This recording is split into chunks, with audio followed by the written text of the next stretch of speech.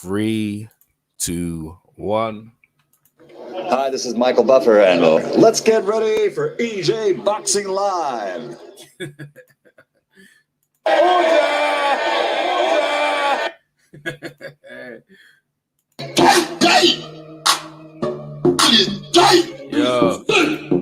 Yo, bro, what's going on, people? EJ Boxing Live here. Bravo woke up to the world spinning on its axis. Claressa Shields loses her first professional MMA fight. To what's her name? The girl's name. Oh, 1 second. What's her name? This is Abigail Montes. It's shocking. Well, you know, the thing is, the thing about Claressa Shields, she challenges herself, you know what I mean? She challenged herself to go against in another sport and trying to get better. And I guess it didn't work out, man, so far. But she's really good. She actually shows she's actually good. She had really good ground defense, actually, when the girl was trying to pound her out, you know. I think she had a bit of swelling on her face, but not too much. But yeah, when the scorecards, it was split decision, by the way. So yeah, it was pretty close though. So it wasn't unanimous. She never got blown out. She could have won. I think it was this last round where, as you can see, she's on her back, and that's how it went. You know, that's how it went. How does that affect her mindset going into the Savannah Marshall matchup? That's going to be interesting. You know, that's the one that, you know, we're building up for. She's got a fight in Birmingham over here in London. Not in London, in Birmingham, in England, UK. And then obviously you're supposed to fight Savannah Marshall. So we have to see how that's what's going to happen there. Let me see what's going on there. I've got messages. Everyone must be sleeping in America right now. But everyone, when it happened, it's like, you know, it was going to happen. Let's hear from Claressa Shields herself, talking about the matchup, going into the matchup, and what did she expect against this girl? MMA. So actually, me and Abigail are actually evenly matched, if you ask me. And Abigail, so I think they might have changed the opponent then. She was going against another girl, and they might have changed the opponent because this girl's not Abigail. So they might have got a late replacement. I was listening to saw some comments here, like Jake Paul had some comments as well, right? Let's read out Jake Paul's comment. All right, here we go. Yeah, the truth hurts, but it's necessary. Claressa Shields is a loser in an MMA, and even more with her, Donna attitude, a prima donna attitude, prima donna attitude. What I'm talking about. The fake always get exposed. Yeah, losing comes when anger and hate take over. Sound like some Star Wars thing, yeah, mate. Yeah, just Ronda Rousey and Conor McGregor. Well, yeah, they went too far. Their ego got out of check, and you know, to a certain extent, he's got a point. Jake Paul, he's got a point. Your ego does get out of check. You know, she's the best woman boxer, and she was undefeated, and he didn't like no one's gonna beat her anytime soon. And she put herself into another pool, and we're limited. I mean, if you're winning at something, why lose at anything? That's the way I see it. She spent more time bantering with Jake Paul than learning jiu-jitsu. Yeah, that would help in it. But she got some good defense though. She got some good defense. The girl didn't just pound her out. She never been a big draw. Unfortunately for her, she never will be. I don't know. You can't really predict that, Jake Paul. Amanda Serrano, the GOAT. Really interesting. Yeah. Fruit has 30 KOs in 42 fights. 2 MMA fights she's won. I don't even know that she had 2 MMA fights. So she's won. Both wins by submission. Congrats to Abigail Montes on her win. So that's Jake Paul's comment. Let's hear from Claressa Shields. What Claressa Shields has to say. I'm happy with my improvement. Just upset about the loss. That's all. That's what she's saying. I don't know how to feel. I trained my ass off. I improved, but I lost. Damn, thanks to all the supporters. Learn more on the job. Yo, what's going on, Rob? How you doing, bro? EJ, what's good, man? EJ, Yo. you heard me? Yeah, I can hear you loud and clear. You're loud, bro. What's going on with your picture on your phone? Don't mind yeah, where's your icon? You ain't got your icon up. No, no icon. No. I'm on my laptop now. That's all right. That's all right. Don't worry. I can hear you loud and clear. Doesn't matter. What's your take about the Claressa Shields loss? They matched her bad because she's only a 1-0 MMA fighter, and she went there with a veteran, and she got her ass beat. The girl had more bouts than her. That's what you're saying? Yeah. What's the record?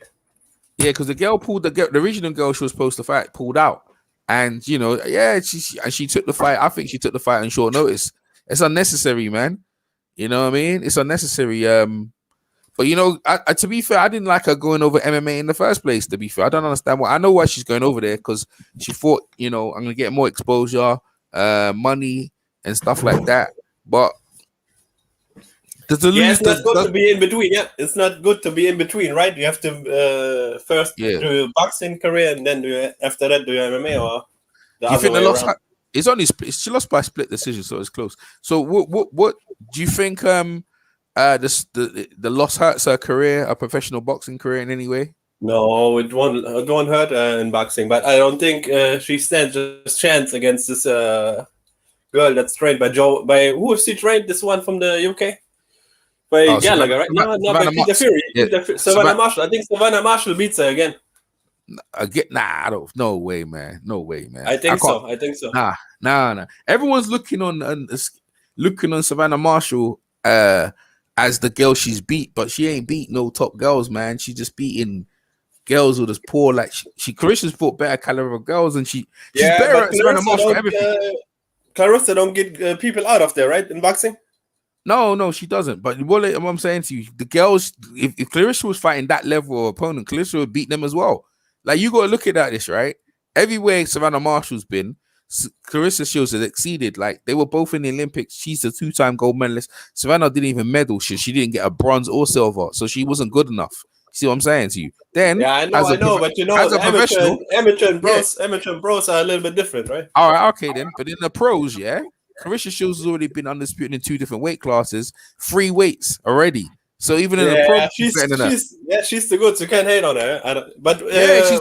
She's done more. What I'm saying to you is that you can only go by what you've been doing in the same thing. So everywhere she's been, Claressa Shields done better and exceeded her. So what I'm saying is that there's no just looking at someone because someone's tall and because they're with Peter Fury, that don't mean you're gonna win. But did Savannah start at a bigger weight class than? No, the same weight class. No, they're the same weight class. They started at the same weight class. Yeah, same weight class in the amateurs. This is what I'm trying to tell you, bro. Like where she was and where she didn't. You know what I'm saying? The girls lost. She lost, and where she lost, Claressa Shields won. And this is what I'm saying to you. So in everything she's done. Savannah Marshall, she's with Peter Fury, and people link it with Fury, but she's not the Fury. She's not. But what it is, she's good. She's good, but the level of opponents she's been facing, my God, if I bring them up right now, you're like, yo, the girls. Yeah, I seen the last girl. I seen the last girl. That girl was a welterweight. That girl was a welterweight. That girl was a welterweight. Yeah, and she even knew she had no chance. She just came out swinging in the first round. That was the only chance. Yeah, that's what I'm saying. She had no chance to win this, but the thing is, they have to take it because it's the biggest payday because the UK boxing. But they, you see an undefeated record, but you're like, hold on, this girl was a welterweight. Okay, let me pull up the record. Savannah Marshall. So you see what I'm talking about? Like Claressa Shields is fighting girls in 3 different weight classes. You know what I mean? And dominant and beating girls in all the weight classes. Savannah Marshall is just a regular champion in that weight class. She's not going for undisputed or anything. She's just there. You know what I mean? Claressa Shields don't even need. I don't know why. That women boxing, it's really top heavy, right? It's really top heavy. It's not that deep. It's not that deep. The 10th place, I like mothers. I like the soccer moms and stuff like that. All right, let me show you something, right? So I'm gonna point something out, yeah. So you see the girl that Claressa Shields, that Savannah Marshall fought, yeah. Lola, her name was, right? The last time she fought was in 2001. She weighed in at 42 pounds and a half.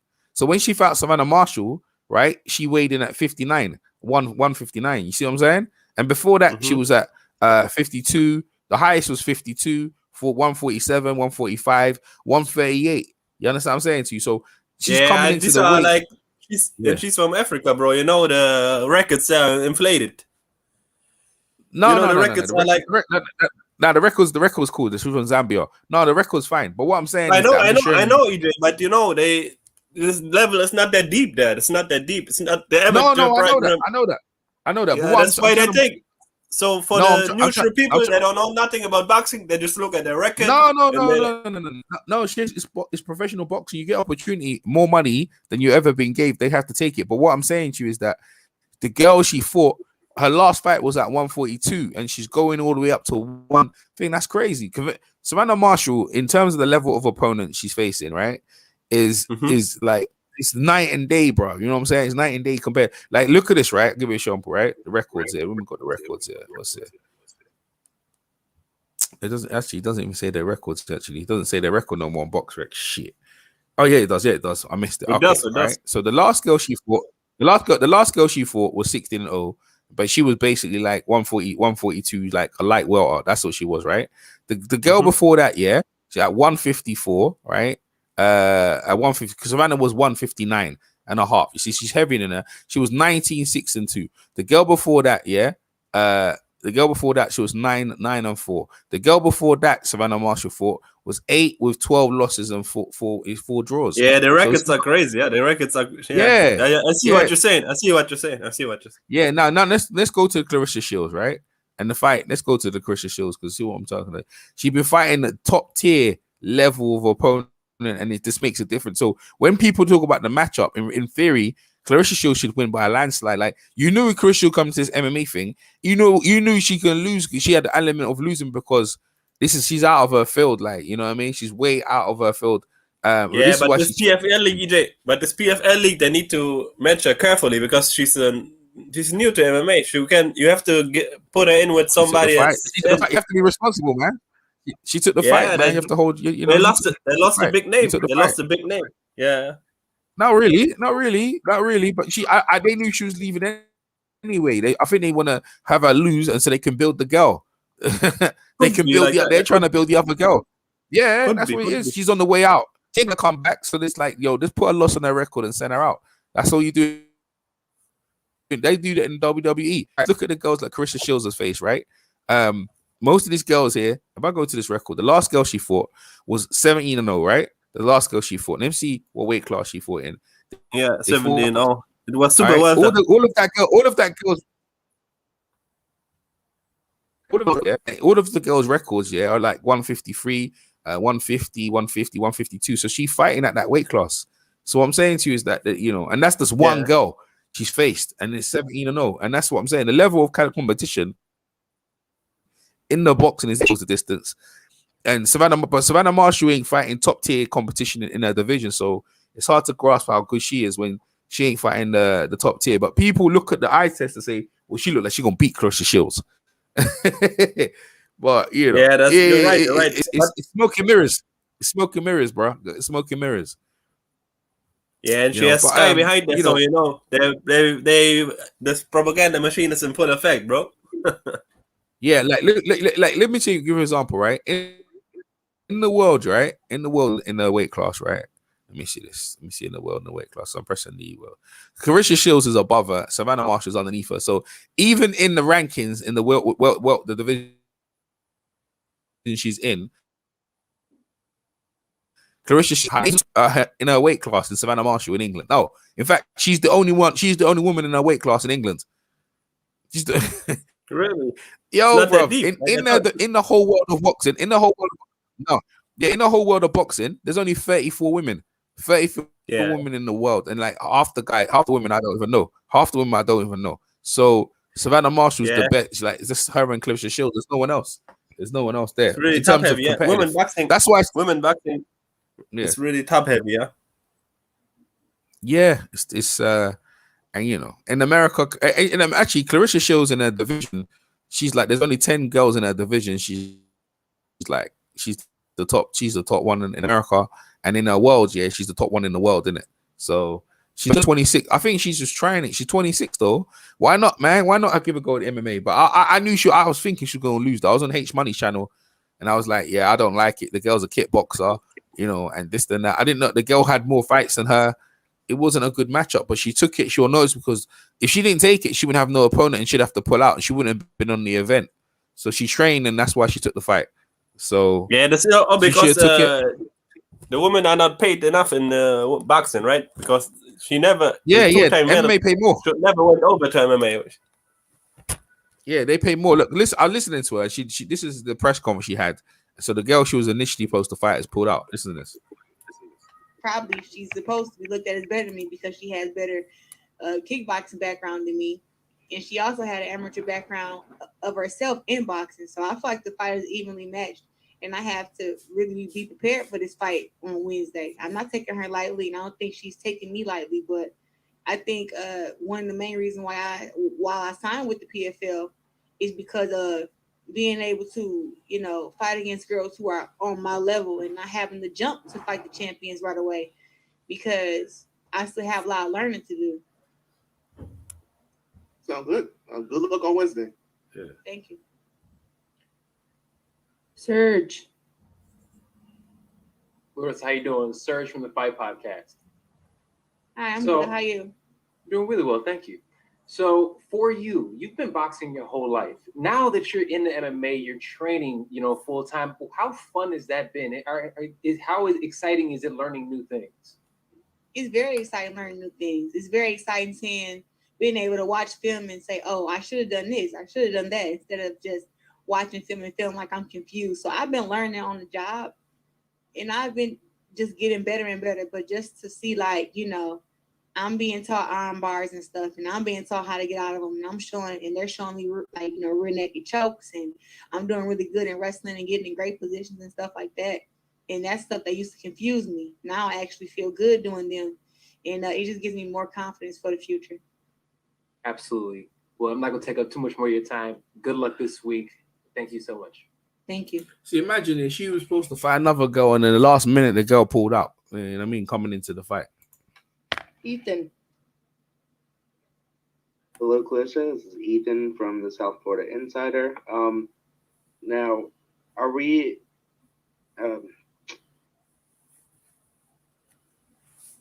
excuse me. I feel a lot better. I mean, I felt good my MMA debut. I just feel like now I know a lot more and I know better. So I'm just looking forward to showing the world that I've been putting in a whole lot of work in the gym, that I'm better at jiu-jitsu now. I'm getting better at wrestling, and I'm just, getting better at being a good mixed martial artist overall. So I'm just happy that I have the chance to do better, and actually I went back and watched the film, me and my team, and we have a great game plan for this fight and against a very good opponent. And one thing I'm not sure people talk about enough is the fact that you're only 26 years old, not even in your prime yet. So how much do you think that needs to be taken into consideration as you kind of continue to build in the sport? I take it into consideration, because if I was 30, I wouldn't be trying out MMA. So it's a good thing that I'm 26. I have a lot of time to learn, and I don't have to rush myself. So I can fight, next year in the PFL tournament at 27, or I can fight when I turn.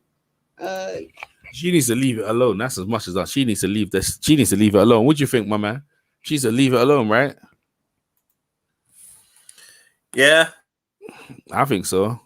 I wasn't intimidated. Was it?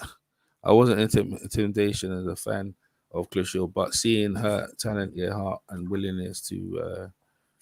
I wasn't immediately a fan of Claressa Shields, but seeing her talent and heart and willingness to challenge herself, I got to salute her. Yeah, that's true. That's true. You got. I gotta give her respect, but at some time I think to myself, you just stay in your lane, bro. You know what I mean? But who am I to say anything? Or let me ask you a question. You think she goes back in there? I think she goes back in there. What do you think? Yeah, she goes back there, but she needs more time training. She needs more time in training. It's because it's short. It's so short. Yeah.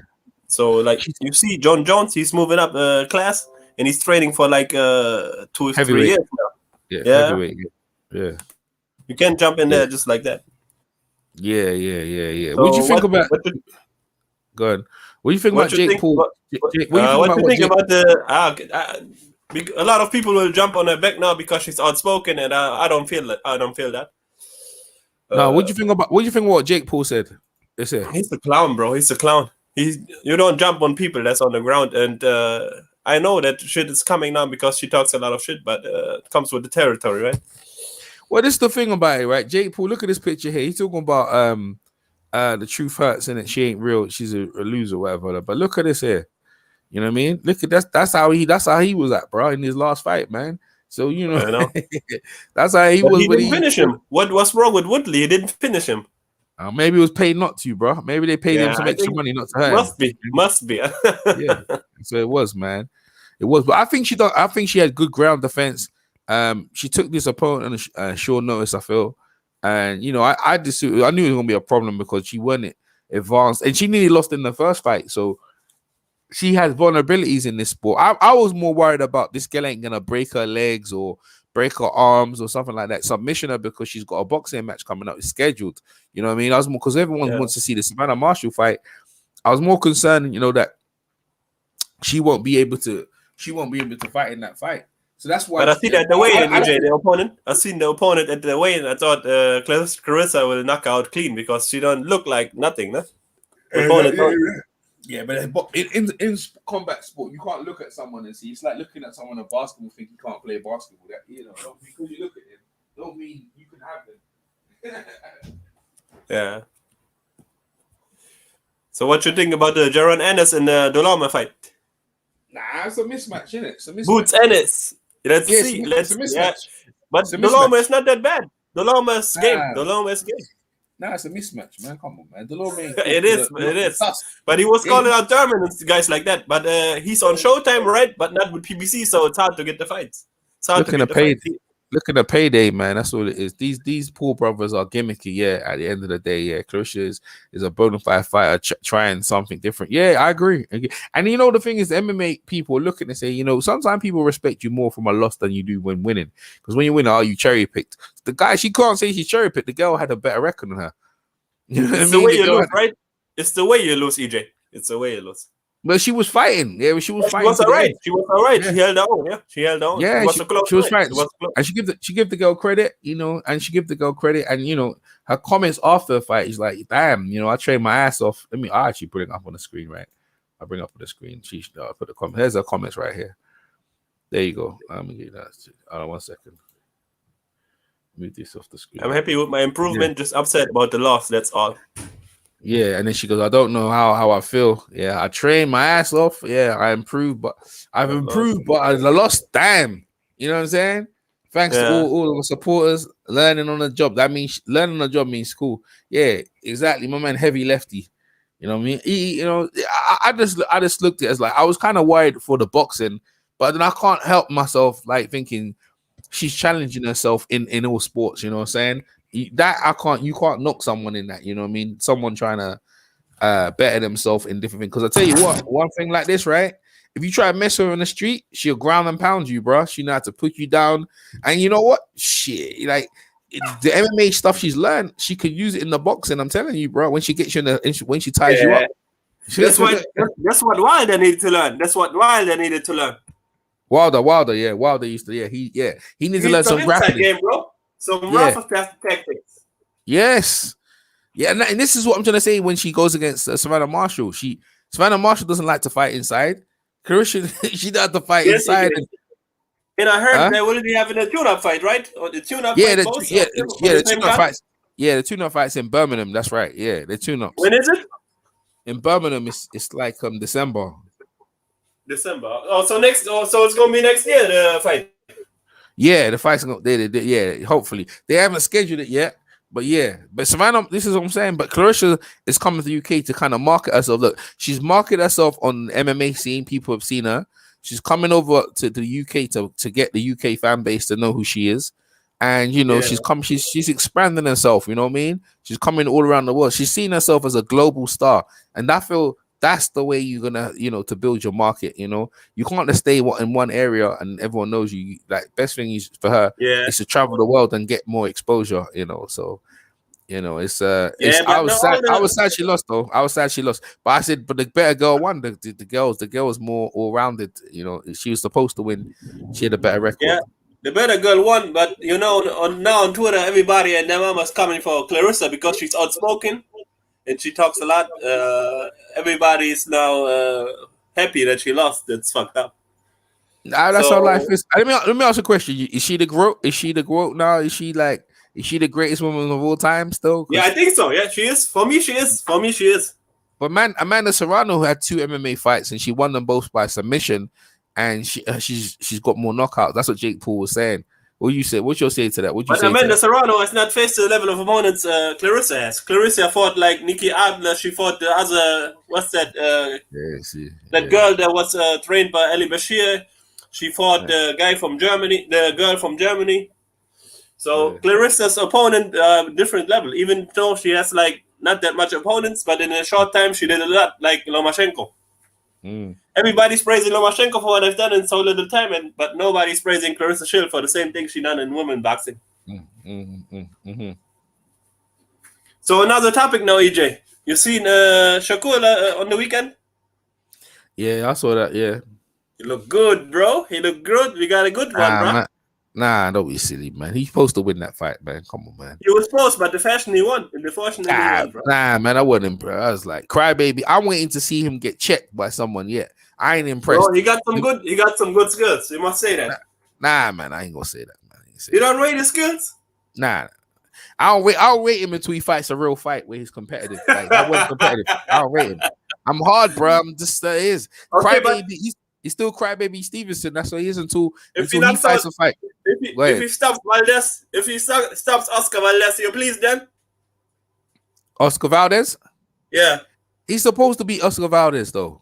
So there's no one else in this weight class. What's he supposed to do? It's first fight and it's a new weight class. He should have never moved up, man. He should have stayed at super fit. If ever, Gary Russell Jr., Josh Warren, he should have beat their asses. But they didn't want to fight him. Can't wait for Gary Russell. Gary Russell fights once a year. He fights, and this year he has not even fought till now, and no fight is scheduled. So you can't wait for him, man. I'm not happy, bro. I'm not happy, bro. Let me see. So what you want for him to move up to 135 and face all the other guys?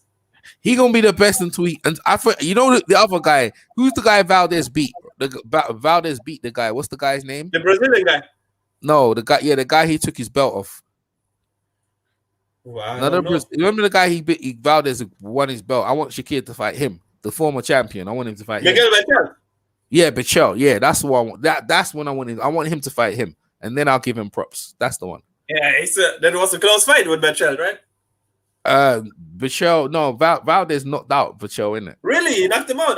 Bechel was what happened to Bechel? He was a great fighter. He has a good chin. Yeah, but I think Valdez was taking drugs. That's what I'm saying. Yeah, so, that's it. He's in that Canelo camp right now. I think he was taking. But I want Shakir to fight him. That's the one I'd look for. That one there, right there.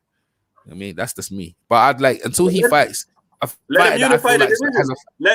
But my plan for him would be let him unify the division, then move up to 135 because everyone in their mama's on 135. Yeah, exactly. There you go. And be undisputed. Like be undisputed like Teofimo, and then move up and then face all of them. Teofimo, you got Davis, you got Garcia, you got Haney. Yeah, but you rate him, yeah. I don't rate on that performance. I don't really rate him, man. Nah, not me, man. I like the I had high hopes all the time. I have high hopes for Shakur since Olympics because I've seen he has skills. Nah, he was crying in the bloody Olympics, man. That's why I couldn't cry. He got his ass. The Cuban guy was slick. He was like, but I rate Shakur. He's good. Yeah, look, my man said that's the secret advantage Crawford has over a lot of the guys. He has a serious wrestling background. I didn't know that. See that helps, man. Yes. I didn't know that. His sons are like the national champion in Nebraska. Yeah? His son. It's wrestling state. Yo, yeah, gonna be waiting for a long time, EJ. Yeah, Shakir slick like a fish, fish greasy. Yeah, young boy for real. I don't know. Yeah, well, we gonna find out, man. You gonna find. I be hating on Shakir Stephen all the time. Now I don't really hate him. I just criticized him from the way in the manner of the way he lost in the Olympics, right? Crying and shit. So that's why I call him crybaby. But he won the fight. So you have to give credit and everything like that. But for me, I'm like, yo, bro, see what I'm saying? There's some good fighters from the UK in the 130 division. Somebody in the UK for him? Nah, there's no one for him. He's like you said, if he could become undisputed, you know, you can't really criticize that. You know what I mean? You can't really take that away. Right from about that. All right, So let's go ahead. So what you think about AJ's trainer tour in the US? Yeah, well, I was just gonna bring that up, man. I was just gonna bring that up, man. Good, AJ, good. these are the trainers on the screen, right? Yeah. You told me which would be a good fit for AJ. I would go with Ronnie Shields. Why? He has like experience with heavyweights. He was under Lou Duva, and we know Lou Duva had some great heavyweights back in the day, even the Holyfield and stuff like that. He has a good schooling, good background. He's and you have one voice in the corner, and you see like he did a great job with the Charlo, the big one. And yeah, I think it wouldn't be a good fit. Virgil Hunter, I don't think so, because Virgil Hunter had a lot of fighters, but no one like Andre Ward. It was because Andre Ward's skill is like once in a generation. Robert Garcia is more with like small guys till 140. Eddie Reynoso is busy with Canelo, so you're not his number one choice. Ronnie Shields would be his best pick for me from this far. Well, I'll say this year, right? I don't think none of them are good, right? I'd go with Jonathan Banks is available or Eddie. From this far, pick one. Nah, I won't pick none of them. That's what I'm saying. I won't pick none of them because first off, Eddie Reynoso's with Andy Ruiz, yeah. As you pointed out, Robert Garcia, he's just got a lot of small guys. How much attention can he put with Joshua? Right? Joshua's the biggest. Makes the most money out of all of them. Then Ronnie Shields, the Charlo brothers, they crazy. Like they crazy. Really and truly, they kind of like, you know, their last performances at the top, yeah. They struggle. They won the fight, but they scraping through. You know what I mean? They make a lot of names and they are champions, but to me, it don't look like too long before they gonna lose. Now, I don't think that would do no more, DJ. Now, in terms of learning something, right? Jonathan Banks will be the best friend because he worked with him in the Klitschko camp. Then I'd go with Eddie Mustafa Hamid, who knows boxing. He knows about heavyweight boxing. He's another one, right? People talk about James Ali Bashir. He'll be okay. He'll be another one as well. So Shields had what's that? Yeah, she can talk trash.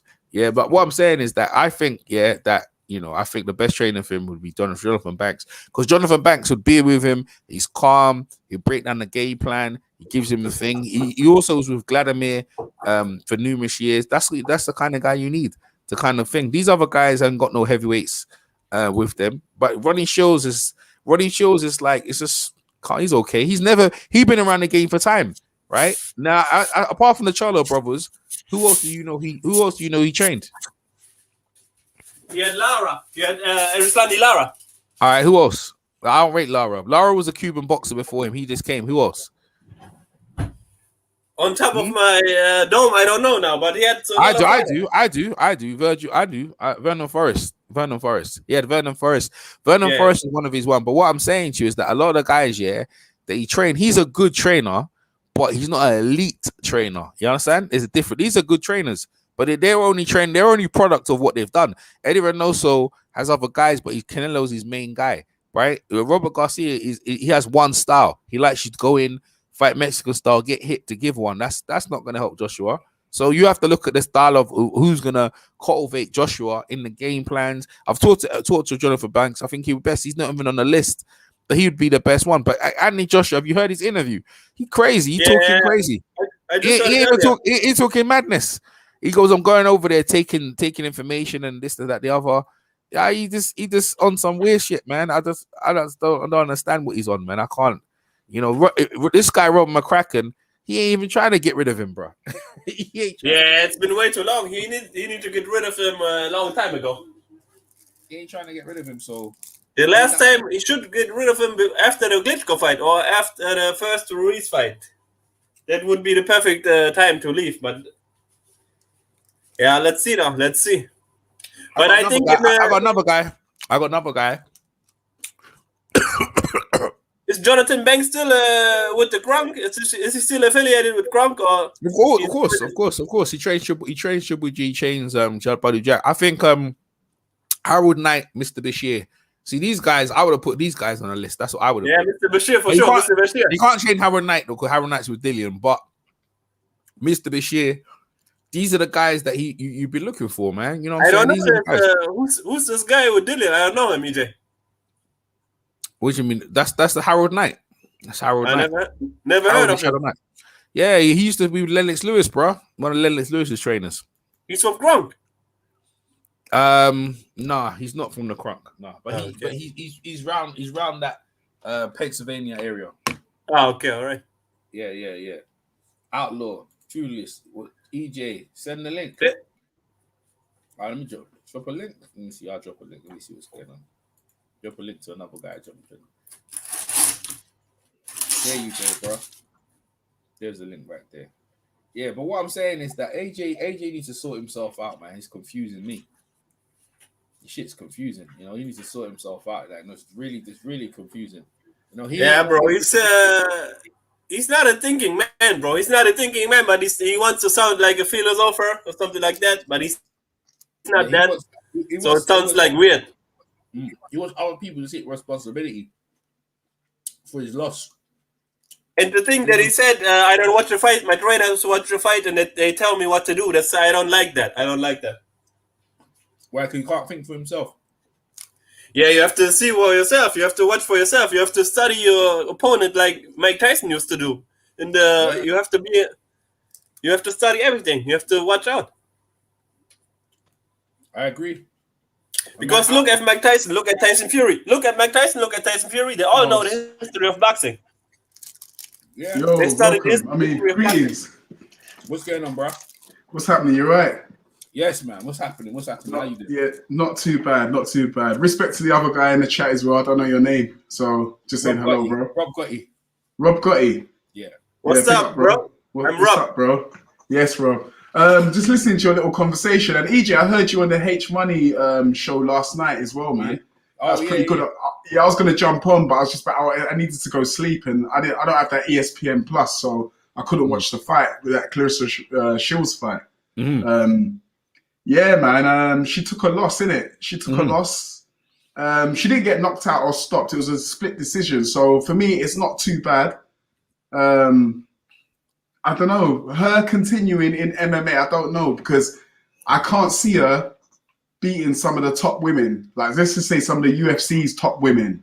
Yeah. And stuff like that. Like the, I don't know, Shevchenko's, Amanda Nunes, them type of girls. I can't see her beating them type of girls because she needs to get her jiu-jitsu in order. Like, she needs to actually, get a decent level of jiu-jitsu, defensive jiu-jitsu, and she also needs to work on her takedown defense. It's not bad, but it's not great either, Mm-hmm.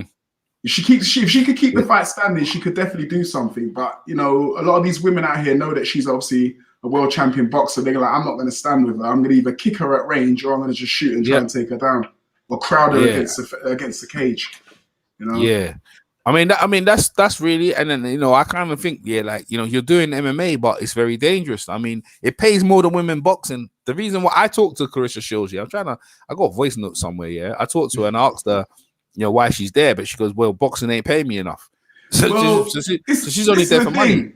It's true, boxing's not paying enough, but she's got to understand, because I've heard her throughout her career saying that, oh, boxing's not paying me, they don't pay me enough, I need to get paid as much as the men get paid, why are women don't get paid? But you get paid on your it's your star ability. It's not like, she thinks because she's a champion she needs to get paid. Well, it's your marketability, because there are some men, there's certain men. Look at Deontay Wilder. I'm not saying he doesn't get paid as much as Anthony Joshua does he?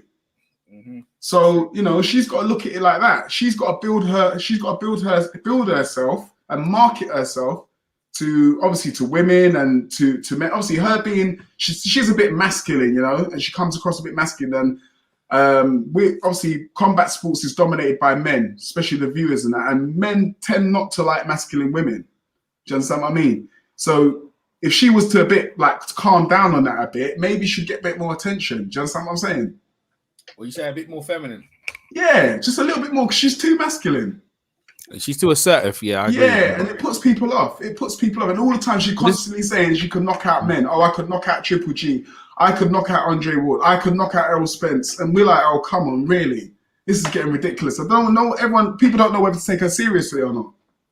Well, the funny, Ronnie, you see, the thing is, the problem is, I feel with her it's that she don't knock no one out. Yeah, she go this. My man Rob Gotti said. So if she was knocking girls out like Christine Martin and stuff like that, then that would help with her marketability. Now her talking, like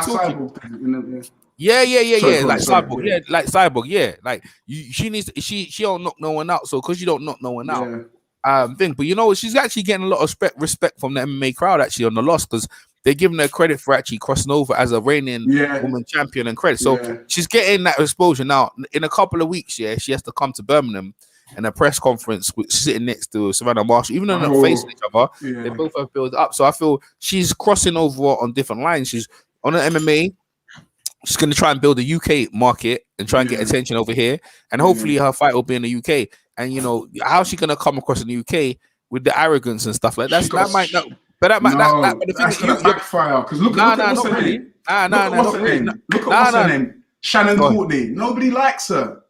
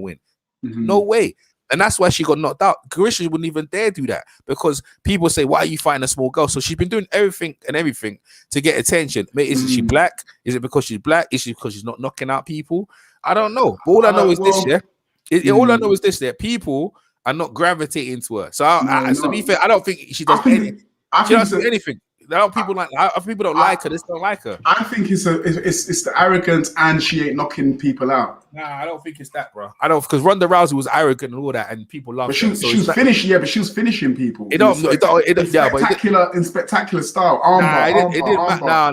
People. Ronda Rousey's are more attractive than Claressa Shields. It comes down to likability. Like if you look at Elena Ali, right? Who could do a ticket? People look, she's more attractive. That's what it is. Claressa Shields, let's get it right. She don't have to do all that stuff. She's not as attractive as thingy. And Savannah Marshall, if she's fairly nice looking, people like her sweet demeanor. You know what I'm saying? And this is what I'm trying to say. You see, you just said it there. People like, she's not that great looking, but people like her sweet demeanor. Yeah, if but Claressa was a bit more, a bit more feminine, I think it's too late now, because she's already. They still wouldn't like her.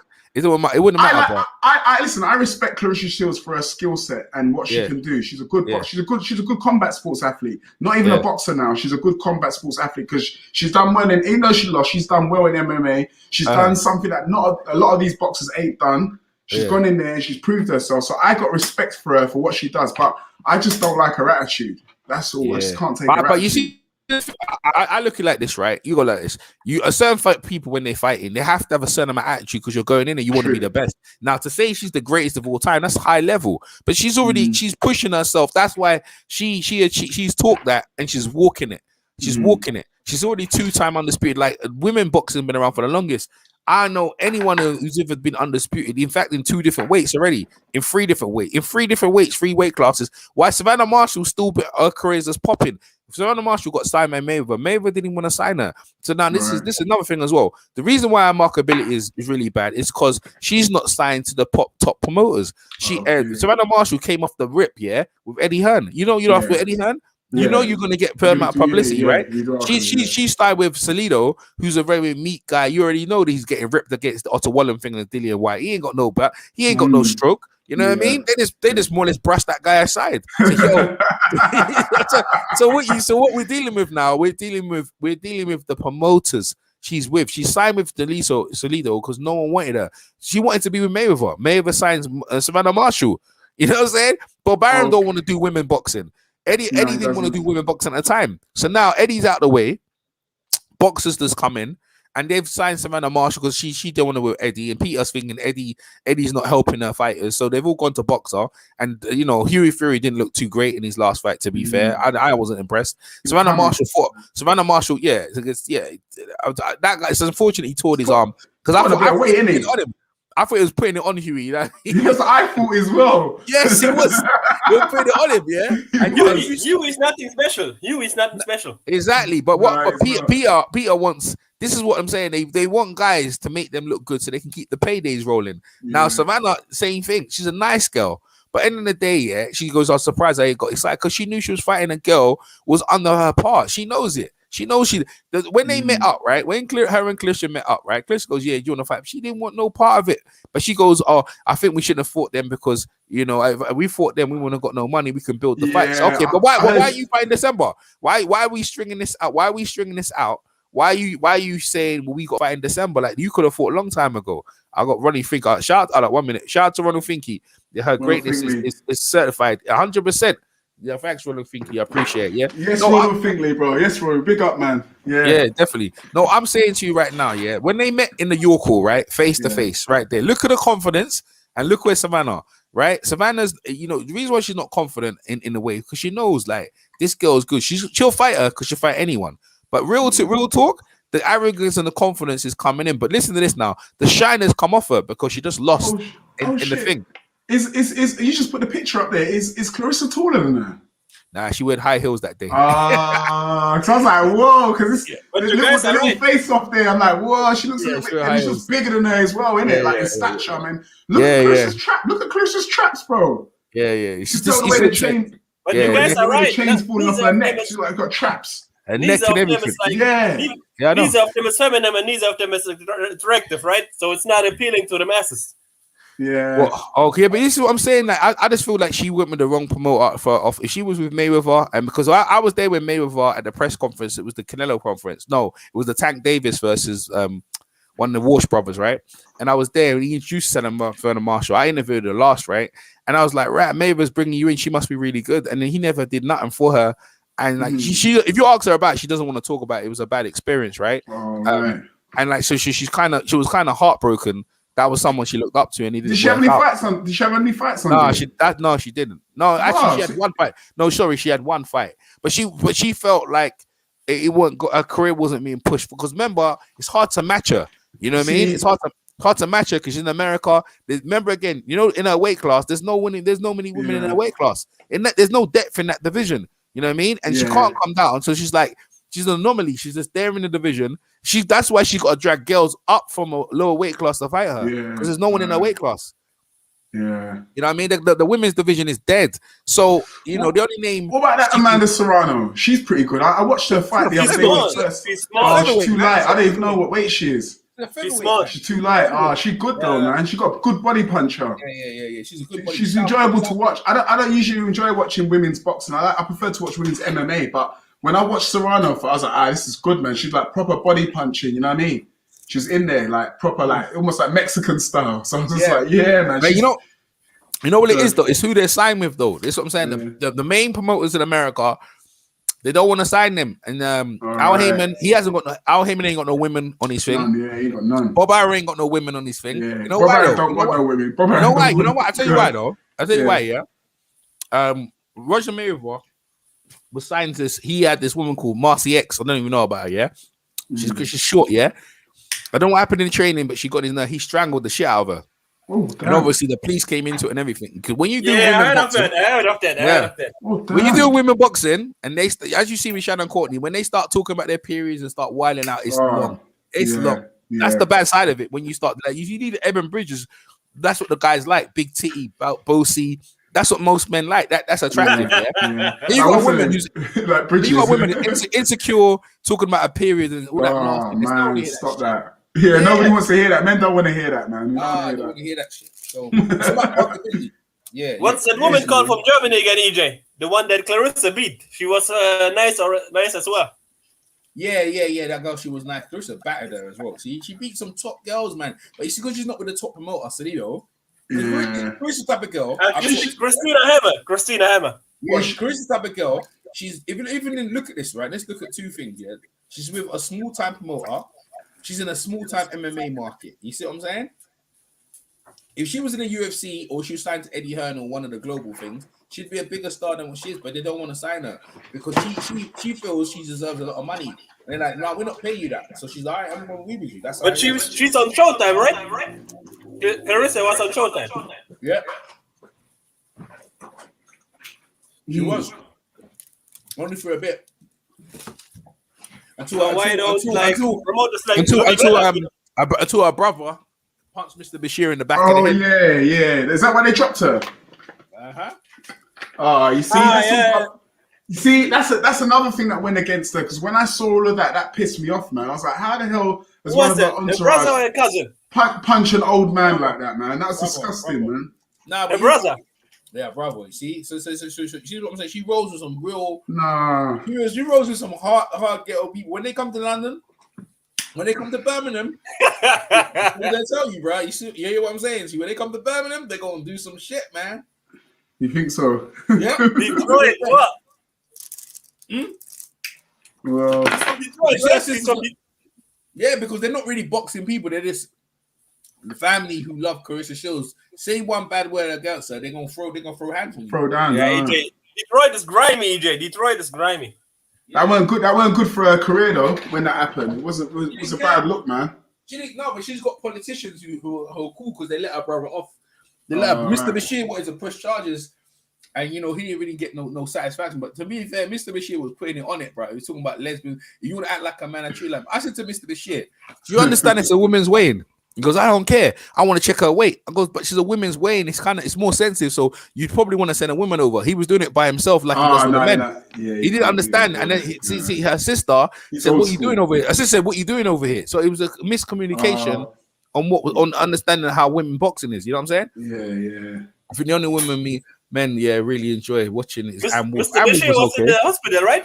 Mr. Bashir bleed on his brain and all kinds. Yeah, Claressa Shields seems committed to both sports. Yeah, I don't know why. Listen. I've seen it before. Yeah, if she stays in MMA, like I told you, she's gonna get sick. She's gonna get her limbs broke. Or if they break her arm, she can't punch. They're gonna kick her kneecap, and she's gonna be out. Well, I mean, why are you doing that for? Like, it's a waste of bro, along that. You know what I mean? Looking forward to the fight. Yeah. Oh, she's versus Mary McGee. That's gonna be a good fight. She won't. How can I say in women's MMA? She ain't gonna. She's at the moment she's a top women boxer. She will not become the top women, best woman at MMA. So I don't think she should actually bother with it anymore. She's not in the UFC. Kayla Harrison would beat her easily. Would probably stop her. But she's in the PFL. They're tournaments. You can get $2 million. Well, listen. Let me tell you something. I didn't know about the PFL nothing until she's over there because I follow Claressa Shields. You don't know? I didn't know. I didn't know she was fighting until I saw H Money's live yesterday. Neither did I. See what I'm saying? H Money go live. EJ, the PFL has tournaments for. I don't care. Nah, man, I don't care about them for nothing. I don't care. I'll follow Claressa Shields. So wherever Claressa Shields at, that's where I go. So if she's over there in that tournament, then that's where I was gonna go. So yeah, but I follow everything. I follow MMA as well. So I follow MMA as well. But what I'm saying, you can get a lot of money there. You can get a lot of money. Yeah, but I care about certain. Look, with MMA, it's like a journey. John Jones is my favorite fighter. I don't like the way he's being treated at all. Mine as well. John Jones. How's he been treated? What do you mean? How he's been treated? What, through Dana White? Dana White. They've been dogging him for the longest. They've been treating like shit for the longest. Yeah, they've been treated. Why is it that he gets treated a certain way, and then McGregor and all these other people they get priced? They treat Ngannou like trash, bro. They treat Ngannou like he's a bad. Yeah, look what they're doing to Ngannou. You know what, EJ? I'm not really a man to call that race or anything, but it's racism. What's going on here with Dana White? No, it is. It seems like what it is. He wants to push the American brand, not even Russian, because he don't like Khabib either. He let Khabib sit for a year. He didn't like that. If you're not American, he wants to push it. But even John Jones is American. He knows we're not trying to. That's the whole reason why MMA MMA was formed. He's That cool they with was, losing. MMA was formed because they couldn't get no look in the boxing. So all right, you get that, we're gonna start our own thing. And now they do that. People of color coming over there and dominating. They're like, yo, we can't get no love no more. I heard a theory, a conspiracy somewhere. I don't know. It was that the reason why MMA got its license, and the reason why they allowed it is because too many obviously a lot of black people were dominating boxing. Yeah, that's right. That's right. And obviously, obviously they needed to gain their masculinity back. So they need to come back. They need something else to even the floor so we can hold you. So now I need to hold you and punch you. That's why this is a certain thing they do in wrestling, right? It's on the way out. You drop the belt on the way out, right? So what happened to Claressa? They knew she was leaving and she might not come back. So they put her with this girl. She was supposed to fight another girl. That girl pulled out. We go, look, we only got this opponent here. You either take it or lose it, right? And she's trained so hard, so she's a fighter. She'll say, yeah, I'll take it. Trainer said, yeah, we take it. So they can market this girl who beat her. That's what this was about, man. Yeah. That's why she lost on the way out. And this is what I'm saying. No, we're giving her credit and all that. But what they're gonna do now? They're gonna market this girl who beat her. Oh, this is the girl who beat Claressa Shields. This is what they done to Cyborg as well. You know, Cyborg lost the fight to Amanda Nunes. And she had one fight left on her contract and she went to rematch Nunes, and the UFC wouldn't let her rematch Nunes. They said, you've got to sign a new deal, because they didn't want Cyborg to come back, beat Nunes, and refuse to sign a new deal. Yeah, there you go. And what they did, they started to market Nunes off of knocking out Cyborg. Yeah. Now they got two French heavyweight champions fighting in Vegas for the title. Yeah. Whoa, and Why not in Paris? Why not in France? Why not in Paris? It's crazy. They don't know how to market. Cyril Gane. Gane versus Ngannou. Yeah, Gane versus Ngannou. Yeah, they done Ngannou dirty, man. I can't believe they done that. He just won the belt and they rolled out an interim belt. I can't believe they done that. No, they always do that. No, because certain people look at McGregor. When McGregor went off to fight Mayweather, yeah, he fought Mayweather. Tony Ferguson won an interim belt. As soon as McGregor come back, Dana would basically Conor refused to fight Tony Ferguson. Yeah. And Dana and them didn't enforce it. They didn't enforce him. They didn't force him to fight. It's either you fight the interim champion or you get stripped. That's the rule. Yeah. But they didn't enforce it on Conor. So what happened is, in the end, they said, okay, Conor, you sit out and we'll get Khabib to fight Tony. And then Khabib was supposed to fight Tony, and Tony tripped over the wire and hurt his knee. And then Khabib was meant to fight Max Holloway. Then he had weight cutting issues. And then in the end, they put in Ali Quinter, who had been off for 2 years, was ranked number 14. He'd been off for 2 years selling houses, estate agent, came back and then basically fought Khabib for a vacant. Then eventually they stripped Conor just before that fight was about to start. They stripped Conor. And then Khabib beat Ali Quinter to become the champion. And you look at that and think that's a total mess. Yeah. So if you really look at it, to be honest, Tony Ferguson, the minute Conor refused to defend against Tony Ferguson should have been awarded the real title. Yeah. That's what should have happened. He didn't want it because it's marketability. This is what I'm saying. So when you see this girl, you just beat thingy, Claressa Shields, right? It's about, so you lost to this girl on the way out. Now, this is how boxing does you. She's lost. Now listen to this. I don't know if someone paid them. See, this is what I reckon. All right. Someone paid that girl money to beat Claressa Shields. They say, look, as soon as the fight was made, that we've got extra money. If you beat her, we're going to push you in this, that, the other. Yeah. And I reckon did that. So this will mess with her mentality.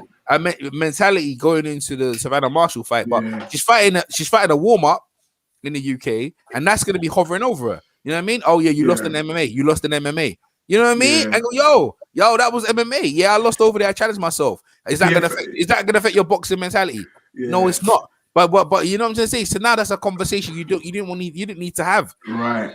Yeah. PFL are gonna get a boost off of that because obviously they signed her and now they got one of their stars to beat her. They're gonna market that girl and now they've gained a bit of notoriety off of Claressa Shields coming to the actual promotion. So I think obviously it's all good for PFL, isn't it? Is that her last fight? Is that Claressa's last fight on her contract? Does anyone know? I don't know I don't know what kind of deal she has with the PFL. I don't know. Or is it like a tournament thing? So once you're out of the tournament, and that's it. The tournament.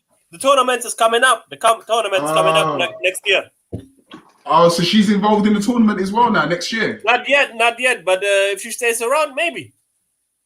The She's got to practice a bit. She got to keep. If she's gonna stay in MMA, she's got to practice on her takedown defense. If she practices That's her what I said, takedown EJ. defense, She has to learn. She has to put more time into training. Ronald Finkley says he thinks she's got 3 fights left on her contract. She best practice her takedown defense because if she practices her takedown defense, yeah, she'll be pretty good. Because she actually looks more devastating in her punching power in the octagon than she does in the ring. Because when I watch her, she looks like, she looks like she's got those quick twitch fibers, and there's a lot of explosive power coming out of her hands when she's punching. Like you can see the girls don't want to stand in front of her at all. So obviously, to me, that indicates that she's hitting hard.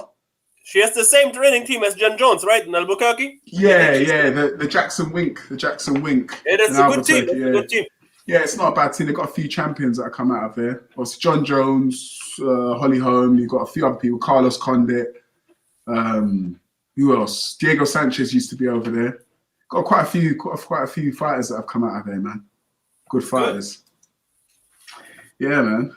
So what you think about this Dolomar and Jaron Ennis fight coming up this weekend? Ennis. I've only watched Ennis fight a couple of times, Who's he fighting? Dolomar, the guys that fought Crawford. Thomas Dolomar, the Puerto Rican kid. Puerto Rican. Oh, I haven't actually seen that fight with Crawford, to say the truth. Crawford won, innit? Because he's undefeated. Yeah, Crawford stopped him. But Crawford was the only one to stop him till now. Oh, what round did Crawford stop him? I think it was around the 7th round or 7th round, and it was at 140. Okay, so obviously Boots Ennis is going to fight him. Well, he's up and coming. Where is he? Where's he ranked now, Ennis? Is it welterweight? It's pretty high. I think it's pretty high. I don't know. With the IBF, I think it's pretty high. Okay, he's with the IBF. Okay, man. It's going to be interesting, man. That welterweight division's getting interesting now. Yeah, some fresh blood coming through. Some fresh blood coming through. Virgil Ortiz, Ernest Boots. Yeah. I don't like the way that the WBA are doing Ugas at the moment, man. They're trying to force him. They want to keep him. They want to keep that belt warm for EJ. yeah, I don't like that. When he comes back, that's why they tie that belt up now with the tournament. And when he comes back, he fights the winner. Yeah, well, that's what I'm trying to say. What's his name? Ugas wants to fight Spence, but they're telling him no. He's got to fight in some competition now. Okay. So why? He's a super champion. Why? That's what I'm trying to say. And he's saying he was promised a fight with a unification fight with Spence if he beats Manny. But now that don't make sense. That don't make sense because unification always comes first. Yeah, Trump's mandatory. But that's but then now apparently they're trying to make him fight in some sort of tournament or something or he's got to defend his title against someone, their number one contender or something like that. And he's saying I'm a super champion. Why should I have to do that? Yeah, it's crazy. He came out and made a statement about it on his social media not too long ago. He's not happy about it at all. He's not happy about it at all. I heard of it. He's supposed to fight this Lithuanian kid. Yeah. And to tell you the truth, I think... Go on. Stenionis or something like that, right? Stenionis. Something like that. Yeah. That name rings a bell. You're right. Something like that, man. There you go. Ronald Finkley says Spence going to come back, taking another easy touch, and then going to have an injury, and he should have been stripped. Yeah. No. You didn't hear what Spence said. Spence said, "I don't take tune-ups. Tune-ups are only for people who are not convinced of themselves." Okay, if he says that, why doesn't he fight Terence Crawford then? Terence Crawford side up with Porter. No, but if he's saying he doesn't take warm-up fights, he's not the type of person to take warm-up fights. His past history hasn't shown that though, because he fights. Yeah, he came out of the injury and fought. He came straight from the injury and fought Garcia. So that's not a bad fight. It's not all right. It's not a bad fight, but he told Crawford go and get a belt. If you want to fight me, go and get a belt. And then Crawford went and got a belt, and then he come back and he goes, "Well, you're on the wrong side of the street." And then EJ went and fought what's his name, Mikey Garcia. Yes. There wasn't no belt. There was no belt on the line.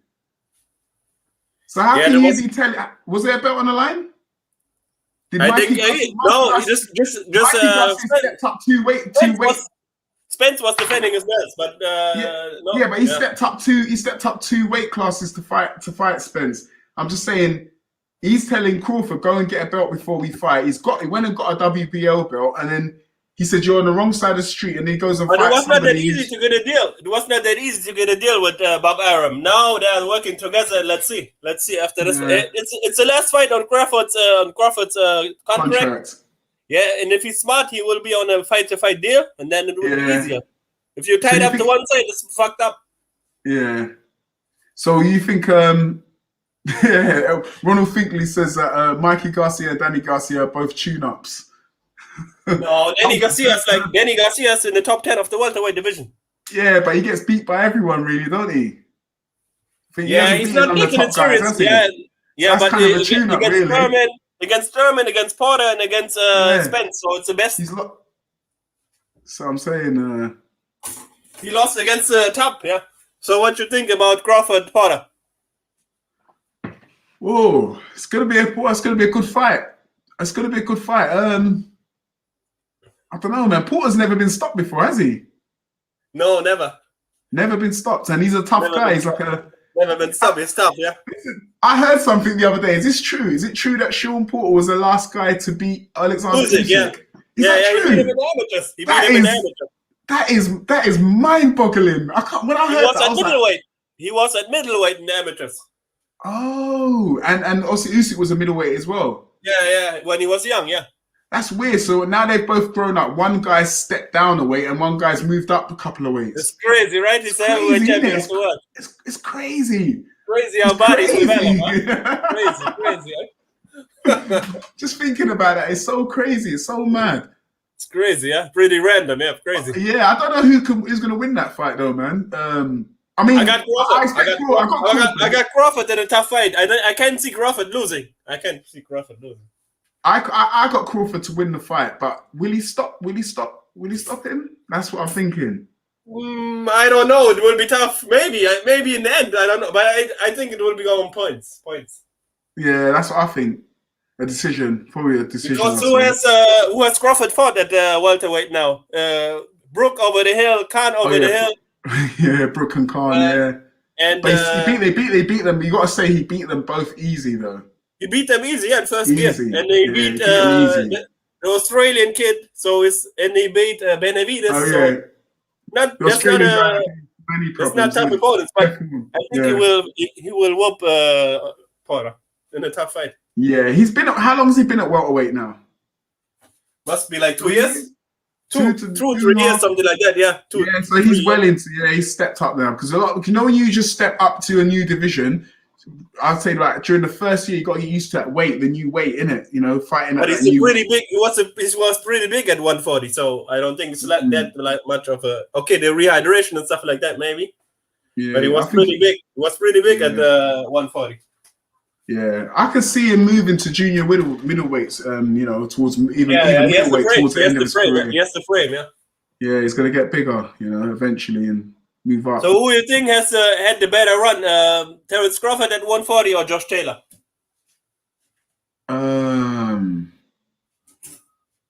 Who did it better? Yeah. I followed Josh Taylor, but I didn't really follow Crawford's run at 140. I'll be honest, so I can't really comment. Yes, but they had both pretty good, but the 140, I think the 140 Crawford beats Josh Taylor. Yeah. Possibly, yeah. Because Crawford's a special fighter. Yeah, if Ramirez would have a better chin and a better engine, he would have done more. Mm-hmm. And I think Crawford's way more skilled than that. Skillful, yeah. He's a switcher. He switches in and out. Yeah, Crawford's a special fighter, man. He's one of those fighters that you got to watch because there's not many around like him. Do you know what I mean? He's natural. He's a natural switcher. He does not force. He's natural. Yeah. He's good. He's a tough guy. If you hit him, he will hit you. He will hit you back. Yeah, he has the tenacity. Yeah, he has the tenacity. Yeah. Listen, have you who you got for this Tank versus Rowley, man? And what are your thoughts on that? It's a funny fight because all this antics from Rowley and stuff like that. But in the ring, Tank will knock him out inside of 6. Even inside if 6. he will knock him out. He will knock him out cold. Okay. He got too much skills. Rowley has power as well, but Rowley's got big power. Rowley's got 14, power, but 14 wins, not 12 the skills knockouts. to Something like that. What again? Yeah, I think he's got something like 16 wins and 14 knockouts. But who has he fought? That's the question. Yeah, that's true. But then again, who has Tank fought? Tank has a lot of good opponents. Yeah, but the guys that he fought are not really up to his level, though, and a lot of them are stepping up from a lower level. Yeah, Rowley is not at his level as well. Rowley is not at his level as well, so he will get rid of him.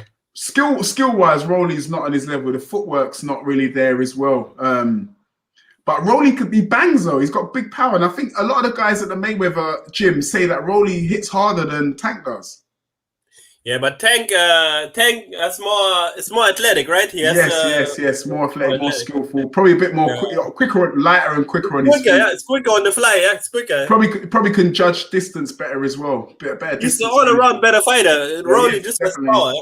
He has power, but this is the thing. Tank does get hit.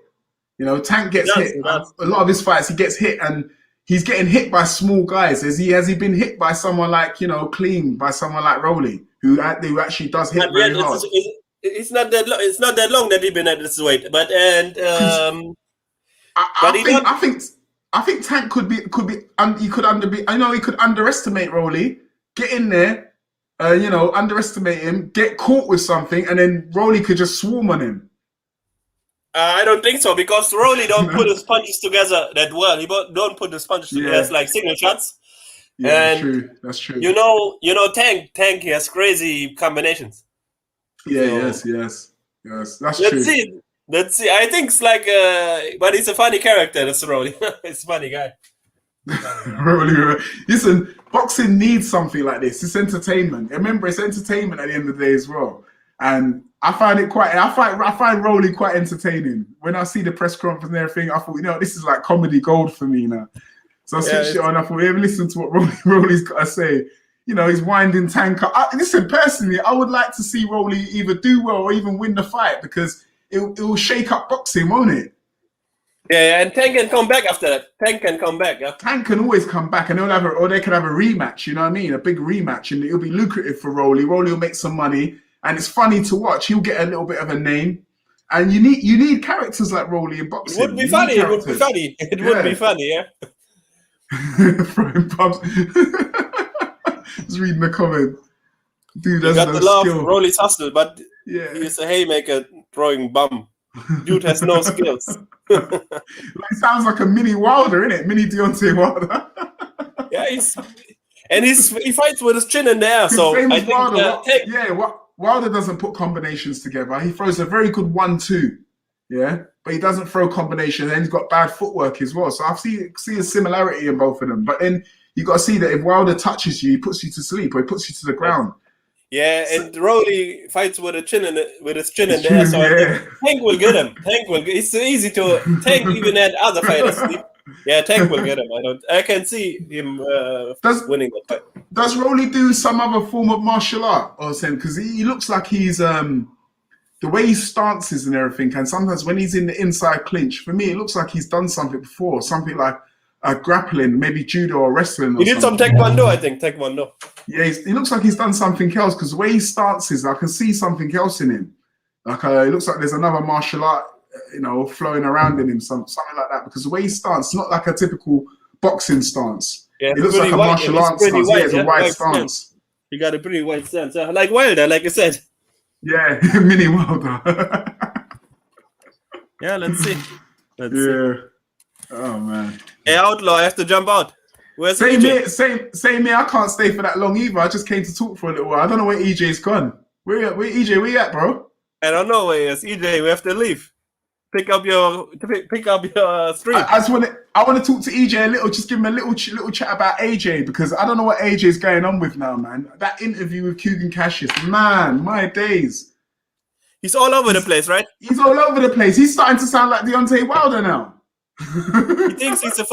He thinks he sounds smart when he's saying that, but he sounds pretty dumb. Has he been hitting the head too many times or something? Because he's just sounding so. Crazy right now. I don't know. He's trying to find out. I don't know what is wrong with this guy.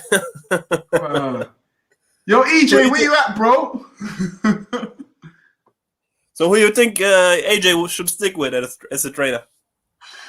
Do you know, I personally think that he should have changed trainers a little while ago. Yeah, That's what I said. That's what we said. That's what a while ago. Yeah. After the Klitschko fight or after the first Ruiz fight? Yeah, after the first Ruiz fight, I felt he should have changed trainers. But I honestly think the problem, all right, McCracken is not the man. I don't think it's a man that can take him any further than what he has now. McCracken's instructions were terrible during the Usyk's fight. His instructions were terrible. He must have been watching a different fight. And not only that, I feel that also it ain't fully his team's fault. I think there's a problem with Joshua as well, a mental problem. I think he has a mental block or something like that.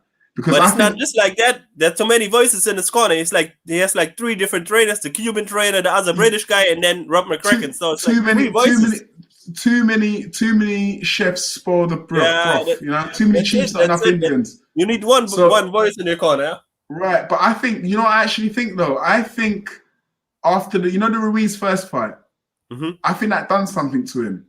Because since that first fight, after the Klitschko fight, he was never the same. He didn't want to get hit again. Yeah. Before that, he was like a wrecking ball. He was like a wrecking ball, just with combinations behind his jab. Yeah. The Dylan White fight, the Dominic Brazil fight, he just went in there gun ho and just started taking took his opponents apart.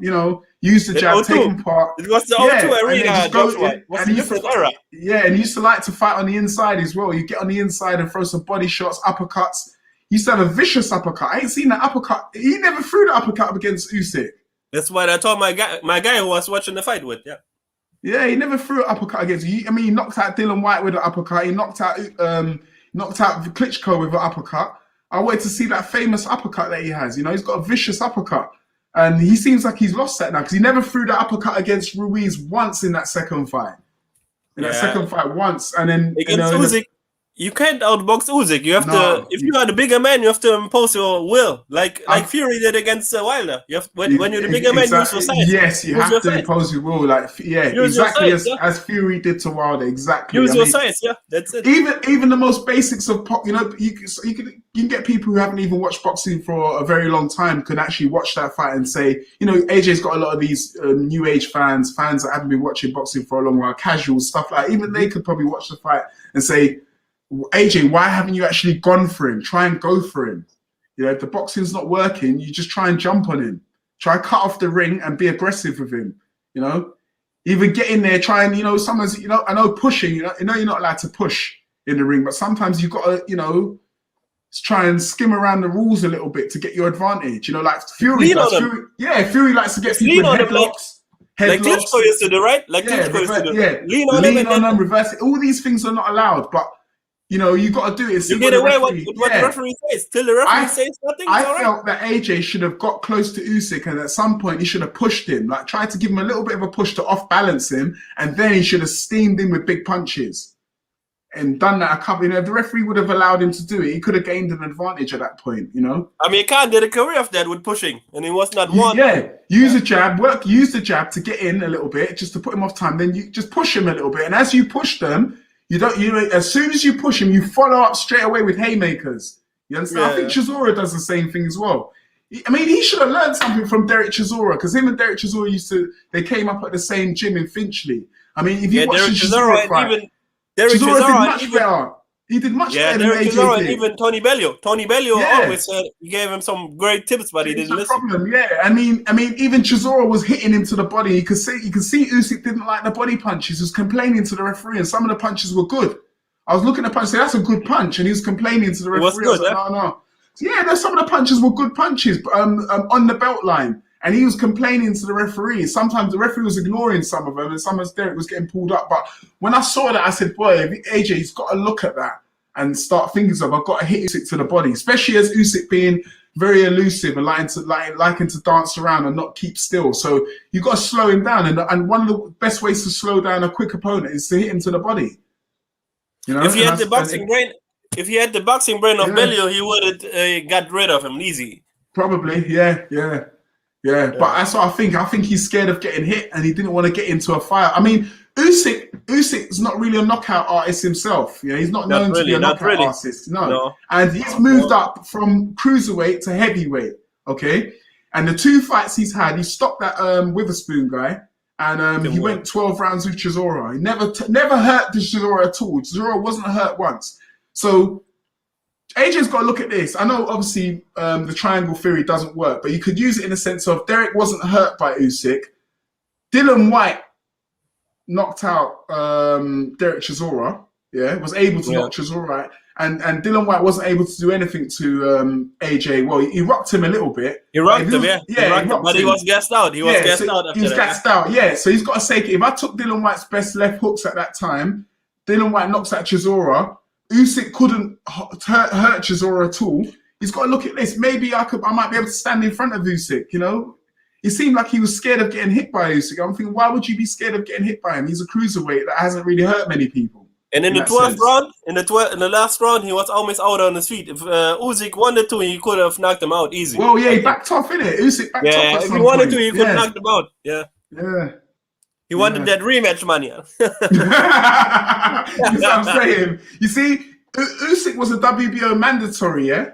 Yeah. Yeah, you don't get rematch clauses. You're not meant to get rematch clauses with mandatory. But you know how Matchroom does. You know how Eddie Hearn does with this rematch clauses. Yeah, you're not meant. It's a mandatory. You're not meant to get a rematch clause. You're only meant to get it with a what's it called? A voluntary, innit? Voluntary. But sanctioning bodies won't stand up to Matchroom because they shove all this money. Yeah, they won't say nothing to him. But obviously, Usyk wants to sign a rematch clause. He wants to get paid, innit? He wants to get paid. He said it was one of his easiest fights. You see. Yeah, you see, and now AJ looks like he's lost it mentally now, man. Now he's getting all upset and everything, saying he wants to come in, he wants to hurt Usyk. He has to come out swinging now. Why was you not thinking like this in the beginning? AJ's too nice to his opponents. He's too friendly. He was too nice at the press conference and stuff like that. Again. Yeah, I mean, now you lost your belts. Now you're getting upset and saying you're angry and you want to go in there, you want to hurt Usyk. Like, come on, you shouldn't be doing this. If you're a boxer, you should be doing this from the beginning. This man wants to take my title. I want to go in there, I'm going to hurt him. The same stuff he did at the Ruiz press conference, hand him over the belt and stuff like that. You don't do stuff like that. And that's why he lost. Yeah. I was saying that at the time as well. I was looking and thinking to myself, you know what? Why is he being so friendly? Why is he handing on? And when I saw Ruiz taking pictures of the belts, I said, "Oh, that's a bad move, man. That's a bad move. Bad move, man." So. Hey, Outlaw, I have to bounce. Same here, man. I'm going to have to bounce myself as well, man. Nice talking to you, man. Subscribe to my channel, man. Maybe we can link up a bit more. Yeah, I will subscribe to your channel. What's your name again? What's your name again? Rob G. Rob G. Oh, Rob Gotti. Is it Rob Gotti? Yeah. Rob Gotti. Have you got a channel as well? No. I'm still with eBay. I don't have a channel. Subscribe to the channel, man. You know what I mean? I do some lives now and again. Come on. It's good talking to you, man. I enjoyed the little chat. EJ, if you don't come on, you're gonna have a live with no one here, bro. We are of bounce EJ. Myself, man. Peace out, myself to the gym. Yeah, peace, bro. EJ, bro, get your ass over here, man. I gotta go to the gym. Where you at, bro?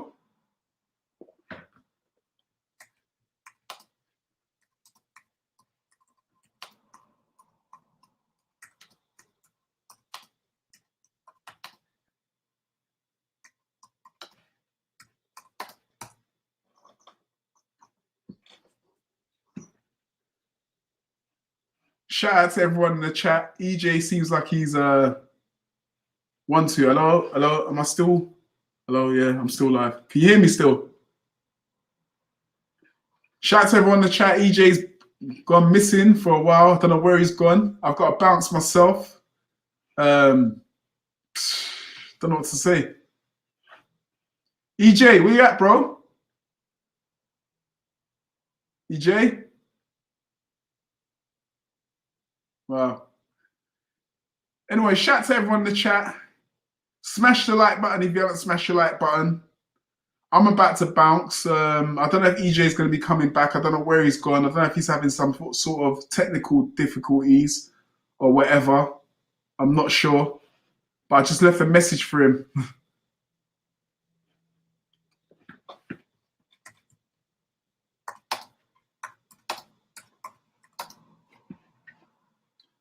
Shout out to Heavy Hands Lefty. Shout out to Ronald Finkley, my bro. What's up, bro? Good to see you here. And shout out to the rest of the listeners. But I'm about to bounce. You can find me at my channel, The Outlaw Pugilist. Just type it in. THA Outlaw Pugilist, The Outlaw Pugilist. Come check me out. Big shout out to EJ Boxing. Thanks for having me, even though he's not here. It's always good listening to his insight into the boxing and combat sports. I love mixing it up with EJ now and again, you know. So if you haven't subscribed to his channel, subscribe to his channel. And once again, shout out to everyone in the chat, and I'm out.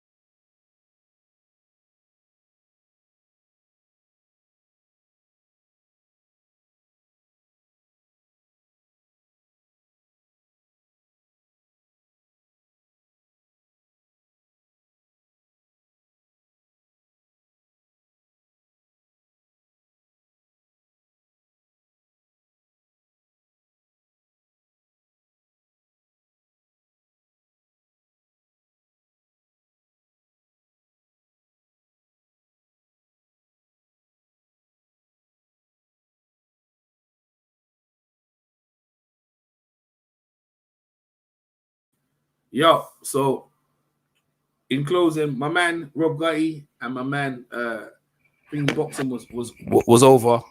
Sorry, I was actually on a phone call actually. Yo, so in closing, my man Rob Gutty and my man boxing was over. Sorry, I was actually on a phone call actually. Yo, so in closing, my man Rob Gutty.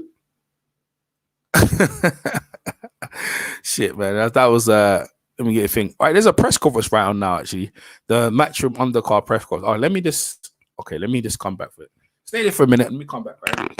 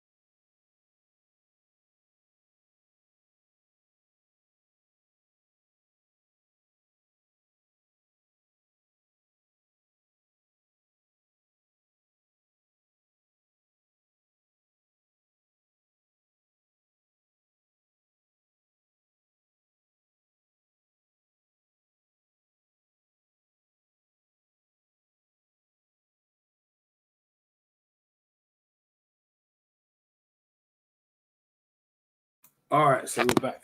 What's this?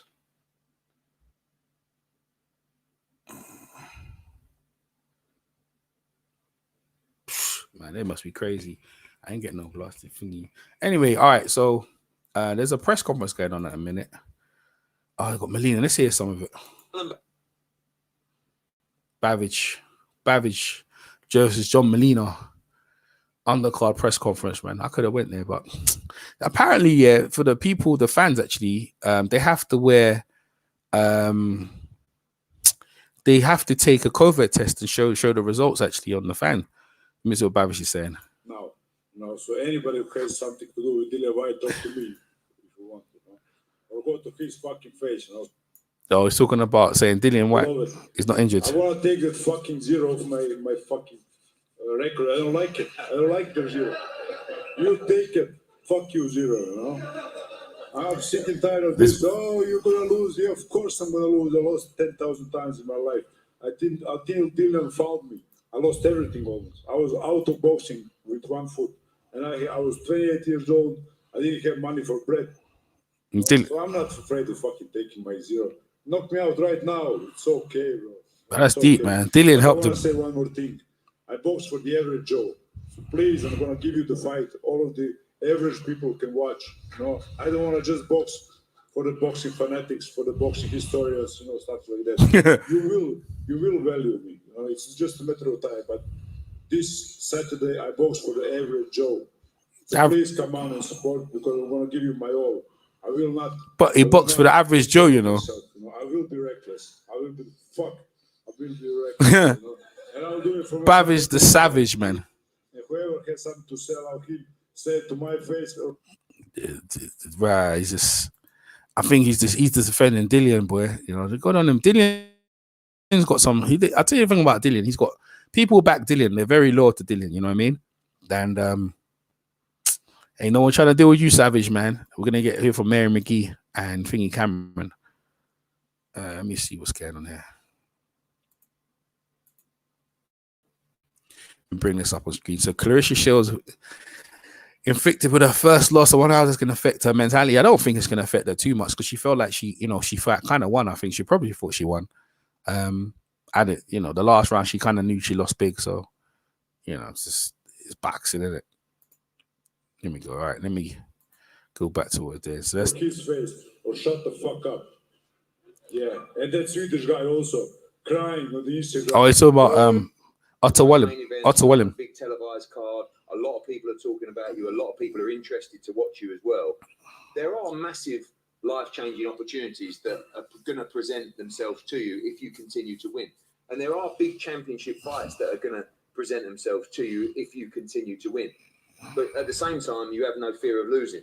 But are you aware of how close you are to securing some of those life-changing opportunities? Or do you think once you start thinking about... I tell you what, the English fans are going to support Savage. We like his mentality. Yeah, but you said it all. I have a great management team. Great coaches. My coach, Leonardo Pietra, is a great coach. Peter White is a great manager. Yeah. His team is great. You are a great promoter. So why would I worry about that? I don't know shit about this stuff. I don't know nothing about that. I know how to fight. I fought on the streets for 10 years. Wow. Now I sit at the big table at metro shows. So I've done my life. I've done everything I ever wanted to do. I just want to entertain people. I want to entertain. Yes. I never ask how much money I'm gonna get. I never ask how hurt them I'm gonna be. He got the mentality like Conor Ben. Conor Ben's got that kind of same mentality. Yeah, you see, he ain't gonna see. He knows his limitations. That he's not the most slickest, but he comes to fight. No, that's not good. You shouldn't say. Yeah, you shouldn't say them sort of things, but knock me out. I crave it. Knock me the fuck out. I want to sleep for 10 days. Oh, that's crazy. That's crazy. Yeah, I don't know why you're talking that stuff there, man. You keep talking that stuff, my man. That's gonna happen. I believe in like talking stuff to in existence, I don't need all of this. This is extra. Talking to you is extra. Yeah, Babbage is just talking crazy right now. And if the worthy one comes and knocks the fuck out of me, we'll be happy. Okay, let me see. Babbage the Savage. My top level, I can't go. If Molina is that guy, let it be. I hope he's not, because nobody on 10 days, nobody will knock me out. But if he does, I'm gonna say, okay, this is my end. Thank you, Dylan White. I'm retiring from boxing. Yeah. I can't do nothing more. Yeah, okay. That is who I am. I'm searching for my top from the first day in boxing. I just want somebody to beat me. Is that so hard? Just beat the shit out of me. I don't know why you want to get abused, man. Probably got the girl, what's it, Lady Savage strapping him on. Yeah, I was there like, I don't know. Babbage the Savage, yeah. What can you do, eh? What can you do? Listen, I'm trying to wait for Mary McGee, and then I guess I'll call it a day. So it's been an interesting 20-something hours. Claressa Shields has come out with a statement, and like I said, when it comes to this boxing thing, yeah, you just never know, man. Claressa Shields, I was worried about she was going to lose, but now she's lost. Now it's not a big thing, really. It's not a big thing. Is that her talking? No, that's not Claressa Shields. It's not a big thing. Losing is a part of life. It's how you bounce back, isn't it? And that really, I guess she kind of but is that going to be happening? Is that going to be happening with her and Savannah Marshall? Even though I think Claressa's going to win candidly, quite easily. It's a mentality thing, man. You know what I mean? Remember, Ali lost his first fight against Joe Frazier. It's actually very close, actually, that fight. I know Joe Frazier knocked him down in the last round. That kind of swung it.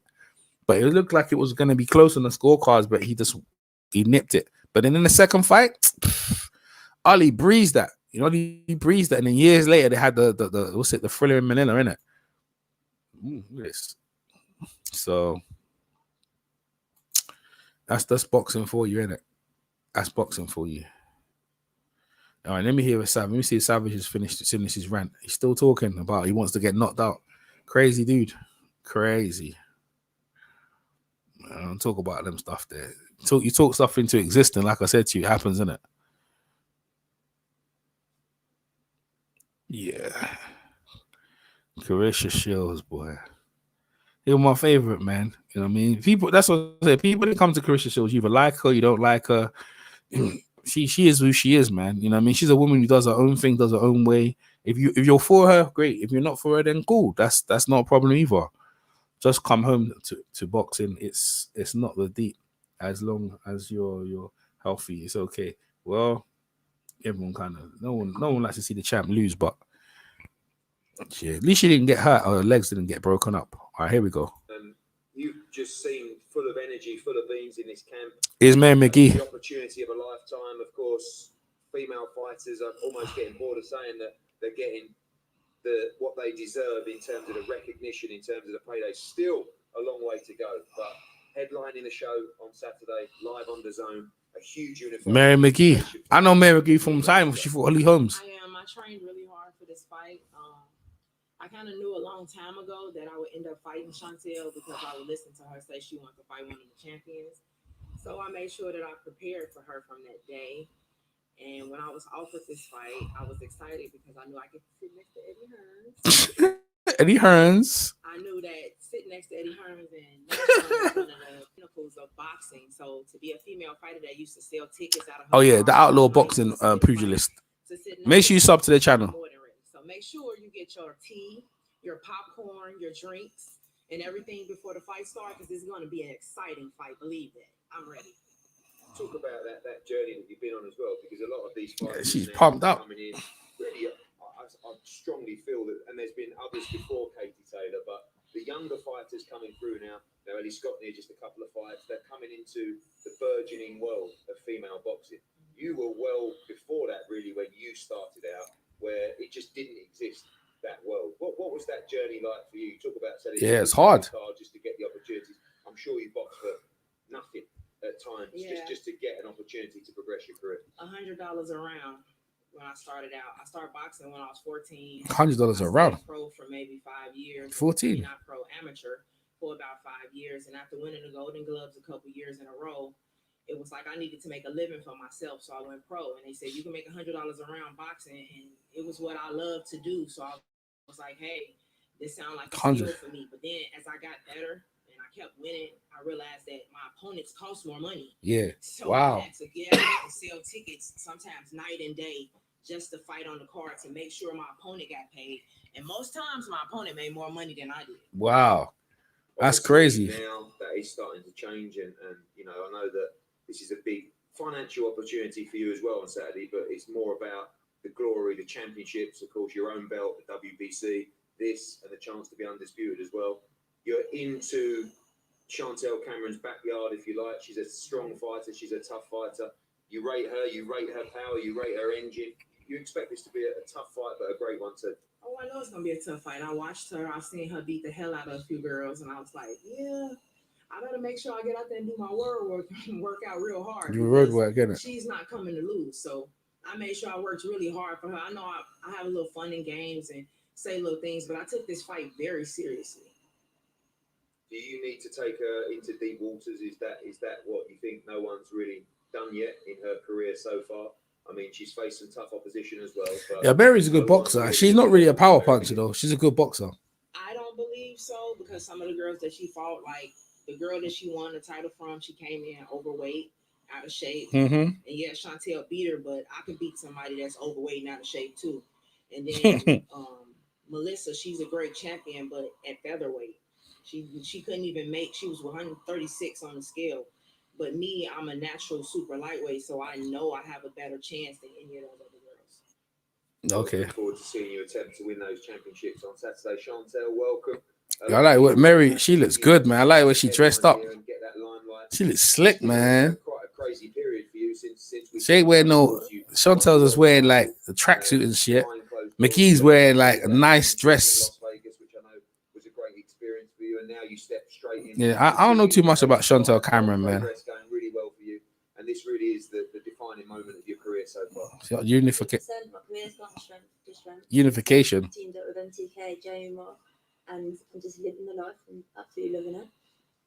Talk about Mary as a fighter. You know, she's extremely experienced. She's got some great victories as well. I don't know too much about it. Unification. They're the main event. That's cool, man. They're getting main event money. I'm happy for Mary McGee. It's been something I've been screaming for years now. I'm always saying I want to face a tough champion, and yeah, I've got it. I saw your interview with The Zone where you talked about you being a nightmare. You talk about your work rate, your punch power as well. Is that the plan on Saturday as well to come out with that same kind of work rate and engine? I mean, again, a tougher fighter in Mary McGee, a good counterpuncher as well, someone that carries power as well. But should we expect to see the same Chantel Cameron and that same energy in the ring on Saturday? Yeah, I'll never change. So I want to make an exciting fight, and Mary's going to bring that to the ring as well. So I just feel like my end. 10 rounds, 2 minutes. And finally, obviously, your belt, Mary's belt, this fantastic belt here. Probably by the end of WBC, IBF. We'll have one champion. Will be the Undisputed champion. That you will be the last woman standing from this great tournament. Hell no. Undisputed after you beat Mary McGee on Saturday. That's all I visualize. That's all I see. Beat. You just said beat. No. It ain't gonna just happen like that. No. I didn't come all the way across the pond just to get beat. Yeah. It's gonna be a rumble in the jungle. Like back in Muhammad Ali days, she is not gonna just beat me. Believe that. We talk about her engine. She said that she's a nightmare for everyone. Are you expecting a full-on fight? I'm expecting her He talks more. box, pop shot, move. I've already listened to her conversations and say what she's gonna do. They watch fights of me, and like if you watch some of my old fights, which I watched too, I went back and readjusted things about myself as well. So her watching those fights, she believed that she's just gonna box on that back foot and move around me. No, it's not gonna work. I worked on everything I knew that she was gonna bring. I'm gonna give y'all an exciting fight. I came out here to fight. That's right. I don't know who's more scary, you or Savage. I'm stuck between things here. Anyway, look, thank you very much. That's right. May the best lady win. It's brilliant to see world champions put their belts on. Yo, Mary cool, bruh. I've been a fan of Mary McGee for the longest, bruh. Yeah, Eddie, she corrected Eddie straight. Wherever you are, do not miss it. We're going to have a head-to-head with some of the fighters up here now, and then all the guys available to the media for questions. We'll see you Saturday night. Melina's going to be a good test for Bavish, yeah, but like he can hit though. Melina can hit though, so it's going to be interesting. Yo, Mary, look at Mary. What's she wearing, boy? I was covering my daughter's ears. My son was deep into my phone, so he was Oh, but when Bavish was swearing, man. Savage is swearing. Mary McGee lost was to Erica Farias, I think 2013, about 8 years ago now. Farias did step around though. She was saying then. What press conference? Where are they at?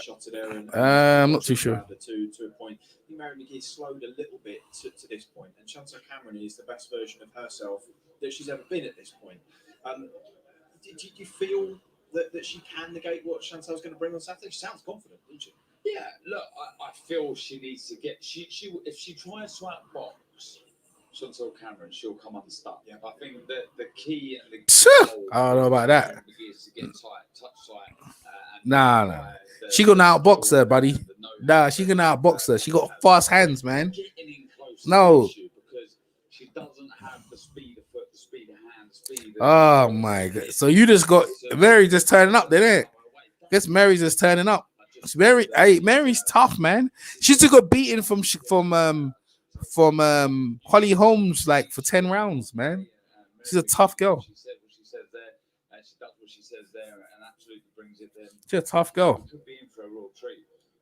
As Yusuf Kamari fighting 10 rounder. 7 o'clock local time on the zone. Castaneda, of course, that really good win over Ofer Jones. Tell you what, Jones. Yusuf, Ofer Jones. They're about the same height, man. I thought that guy was taller, you know.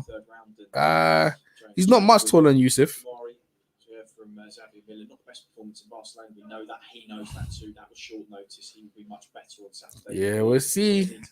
Yeah, we'll see, man. The game plan against Castaneda would be to box and be smart and try and hold the centre of the ring. But with Kamari, we've seen it in the past, he just likes to get stuck in. He likes to sit in the pocket and let his hands go. That's why this fight, and Eddie said that you can quote him. What's he saying? He knows. What's this guy saying? It's going to be a cracker. Yeah, very good stylist. Two guys that like to fight, like to box a little bit as well. Be very interesting to see who gets the upper hand early in that fight. That was broadcast at 7 o'clock local time around the world live on the zone. Will be live at 4:50 on National Boxing's YouTube channel Saturday afternoon to call 4 fights on that broadcast. All right, let's see. There's the Savage.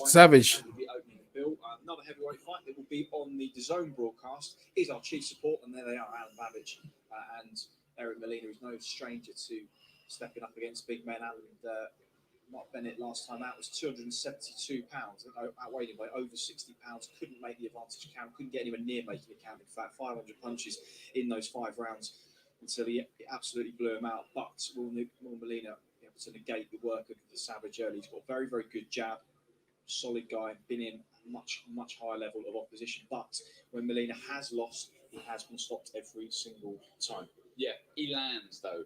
That's it. That's his point. Yep. He lands a big shot. What he will do with that lovely jab is he'll try and lure Alan onto it. He'll come ploughing forward, and he's going to hope that he walks onto the right hand.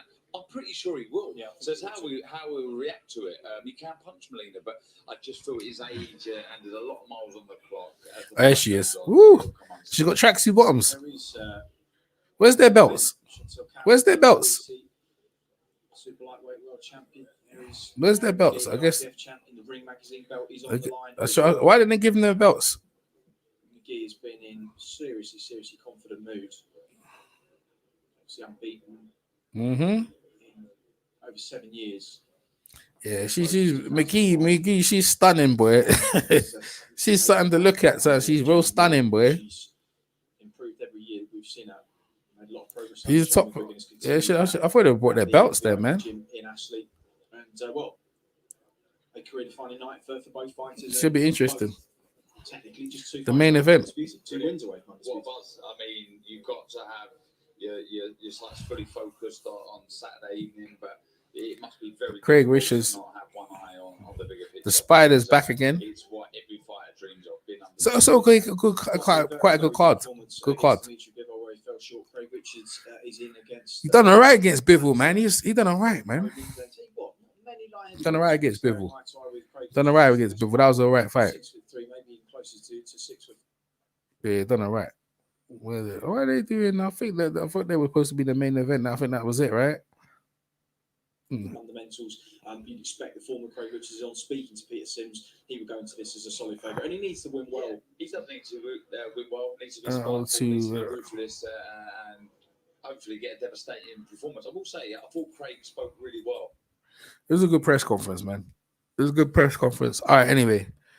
Mary McGee's good friends with Claressa Shields. Hey, maybe Claressa Shields come down to support Mary McGee. I hear Eddie Hearn's going to say something. That'd be cool if she comes down. Is Eddie Hearn? It's a great thing about actually having your own show that you can just walk into it. I walk in and I go, oh God, here we go. We're about to wrap it up. That was about as many swear words as we heard from Alan Babbage. Covering the kids here. Oh, Coogan's interviewing Mary McGee. Who were tuning in at home that might have had to listen to that, but that's Alan Babbage. I've never seen a fighter begging to get knocked out cold. Do you believe that though? Do you believe that? I think he has no fear. I think that I think a lot of it with Alan Babbage is not a front. I think he's crazy, and I think he's extremely tough, and I think he's had a hard life, and I don't think he has any fear. But there's not like, sometimes when you deal with a fighter, although the management, I go back. Obviously, I'm talking to you as an ex-fighter. You had belief in Tony and me that you'd be guided in the right way, but you also knew what the end game was, and you knew that, that's a good move, and maybe I can see what's happening there. We're manoeuvring. He just has no. Anyway. Like, he doesn't have a plan, so he's not. Savage is crazy. I want to do this. Then I want to be an eliminator. Then I want to, go and win a world title. He's just saying, just tell me who and when, and I'll be there. Do you know what I mean? And maybe that's because he hasn't got the pedigree where he has the expectations of himself. Yeah, he didn't turn pro where people were talking about Alan Babbage winning a world heavyweight title. But I'll tell you, the reason I asked that last question about Hrgović is because in Croatia, when we was in Austria recently, everyone's talking about that fight. What, Babbage? Really? Whatever. It's such a tough fight for Alan Babbage because Hrgović is a monster. It's a big guy. Those guys with the same physical attributes, you back the toughness of Alan Babbage against anyone. Yeah, but he's a smaller guy. Physical attributes. He's a smaller guy. Hrgović that I feel You're fighting. Yeah, you're fighting against it. Is it realistic, that fight? Can we see it? At the end of the day, profile now is surely at a point where the tickets will sell. I think that at first, sort of Hrgović looked at Babbage almost as a bit of a joke. Yeah. But the fact that he's starting to be, don't forget, it's only 3 fights ago that Philip Hrgović boxed Eric Molina in Saudi. Yeah. So And I think Hergovich is probably looking at it and saying, I'm waiting for a shot at the World Heavyweight title. Yeah, keep busy fight. It's a big money fight for me in Croatia. He thinks he destroys Alan Babic. Of course he does. So he's game. Yeah. I mean, again, like when we offered the Babic fight to Otto Wilding, there is a bit of that. Who is he? Yeah, who is he? But Hergovich thinks he cannot lose to Babic. Like, not in a million years. So it'd just be the money. So it's a big payday. If it's the chance to do a big fight in Croatia, is that what you look to do? You have to. I mean, Yeah, Babic. He's got a fan base in Croatia. In the UK, people love him. We see big viewing figures, digital social numbers are huge. Yeah, he does numbers. That's a big fight in Croatia. And in Croatia, the boxing scene's quite strange. If you just do, like, there's no small hall scene. If you do a big night, everyone will go. So a fight like that, you'd actually do a huge crowd for. I think this is going to be a tough fight, only for 2 or 3 rounds, because I think Molina will run out of gas. Yeah, of course he will. He does, and he'll be looking for it, and he'll hit him straight down the pipe. This is, and again, I think only for 3 rounds, because that's when Molina will be really dangerous. But it's a 50-50 shootout in 3 rounds. Yeah. I really believe that. We'll see. No disrespect to Noel Kennedy and Mark Bennett and those guys, but Molina's a lot better than that. Like, he's a lot cuter than that. He's a lot more skillful than that. He much. know what he has to do, but I think he can actually do it. Rather, the others know what they have to do, but they just weren't good enough to do it. Yeah. So. All right, cool. How easy was the 4-woman tournament to put together? I know it's only got a couple of fights each, but fairly. So you've got people like Brian Cohen, who is the manager of about all the women, basically, and he manages Kaylee Reese. Actually, is his fiance. Yeah. He also manages Mary McGee. Right, he's right. Right. The fiance, they're getting married. It was really only the negotiations with Luda Bella, which is never easy. But you know, he's been a real advocate of women's boxing. Yeah, He's one of those guys that actually says that, you know, we need to make sure these girls are well paid for opportunities like this. Yeah. It's really nice when you listen to Mary McGee talking about $100 a round and selling tickets out of her car just to enable her to pay for. She would pay for the opponent.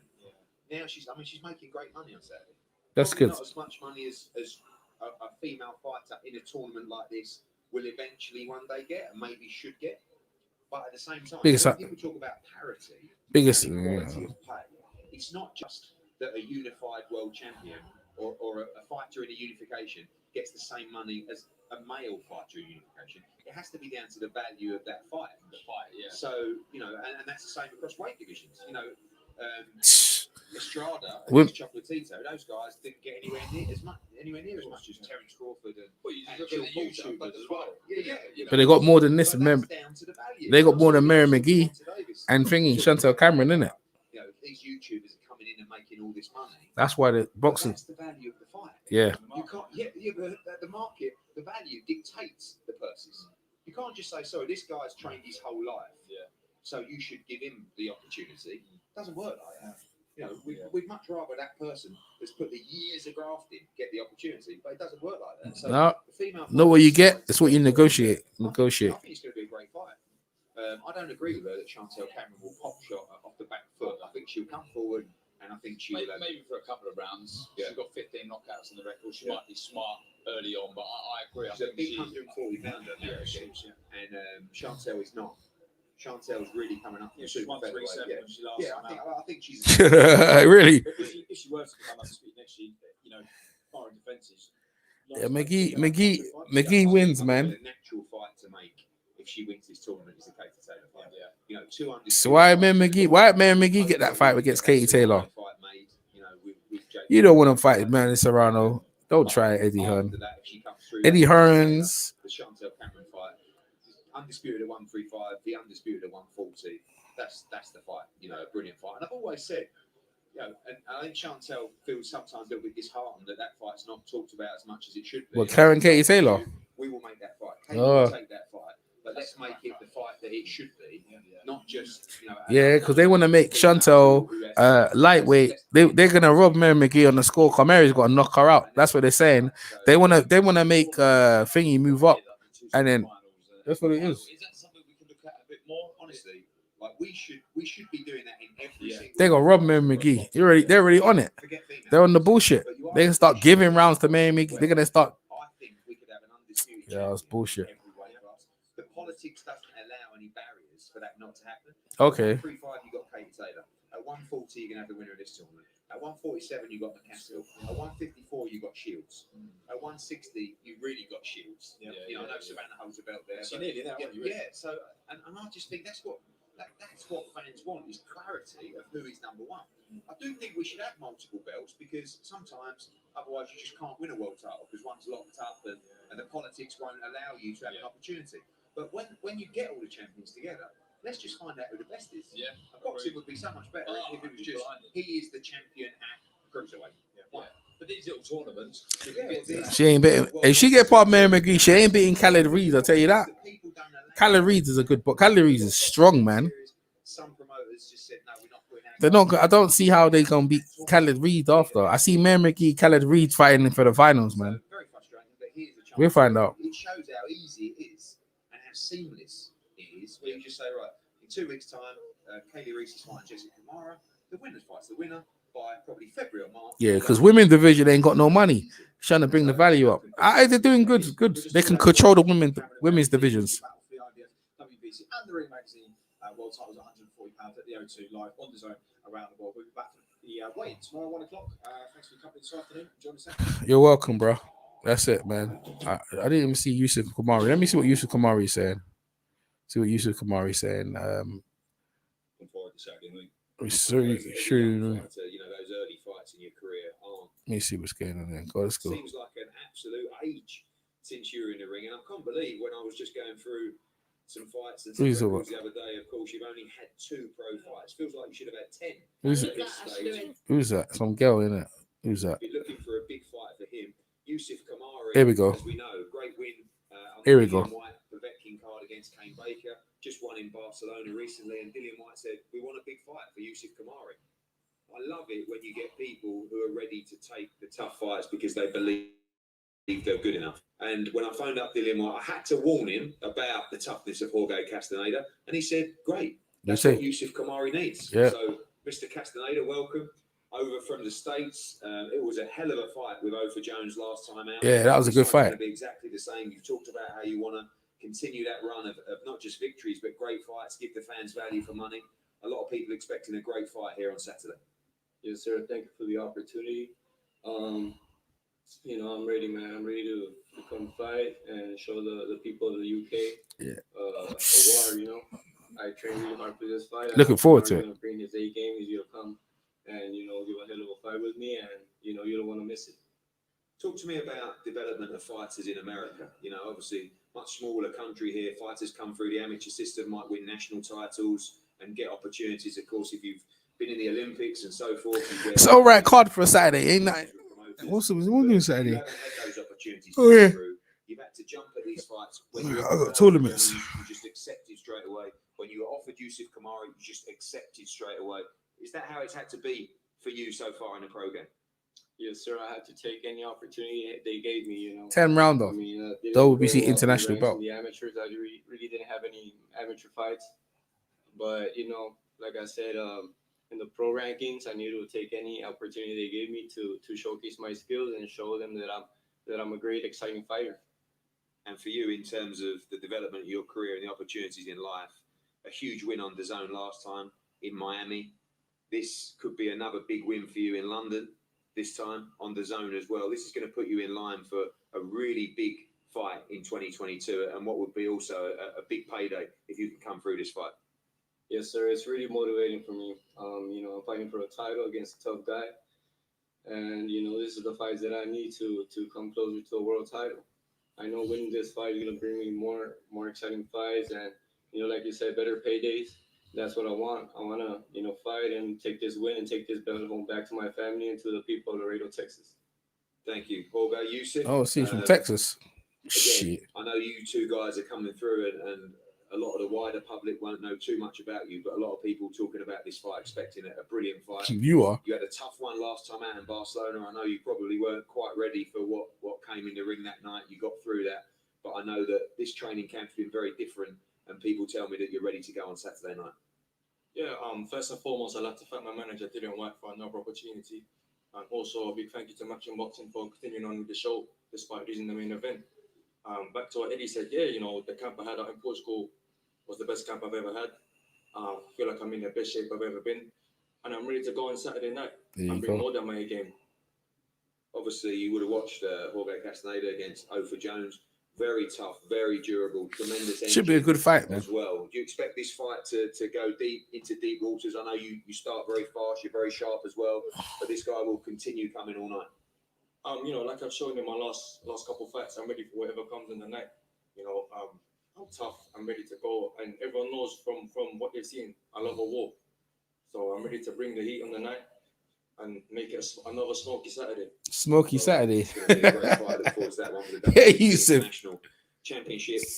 Johnny Fisher, a man that was Yo, probably the most nervous when Dillian White a smoky, had to pull out of the fight against Otto Wilde, not just because he put a smoky Saturday, bro. Hey, Yusuf. All right, anyway, man, that's my little take. Hold on, what's the Paulie Minaj talk about? I think he talk about AJ.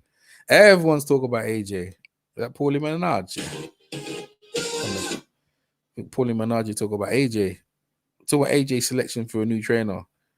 Shit. Jonathan Banks to me. I got Jonathan Banks there. Yeah, I got McGee putting it on there, man. I've been knowing Mary McGee for the merciless one. I ain't seen her for a while though, but shit, she was going up. She got some licks. Here we go. You know, it's been away, but not fully away. But I think the time away was needed in order to kind of reassess and relax a little bit, and kind of give some time to the necessary things I have been neglecting in my life, you know. And so I think now it's kind of good to return, you know. The reason I asked you is because I was watch forums and see what fans write, you know, like the hardcore fans. And when the zone was setting up, they were obviously setting up the commentary team and the commentary guys, etc. Your name kept popping up, so it was quite surprising not to see you in that lineup. Yeah, no, I wasn't surprised. I wasn't surprised at all. I think you know, I respect the zone. I respect Eddie especially. You know, I to watch what he's done with that empire over there at Matchroom. He's really done an amazing job. So, and I've done some work there with Matchroom when I was doing the Sky work when my Matchroom had the Sky deal. But truthfully, I wasn't surprised they didn't get to me. I had a little bit of an issue with Frank Smith at the end of their tenure with Sky, and I probably, looking back, especially now that Sky has called me once they broke away from Matchroom, looking back with hindsight being 2020, I never got called back from a Matchroom show again after I had that issue with Frank Smith. Wow. And as soon as Sky broke away from Matchroom, or Matchroom broke away from Sky, whichever way you want to look at it, they called me right away. So I'm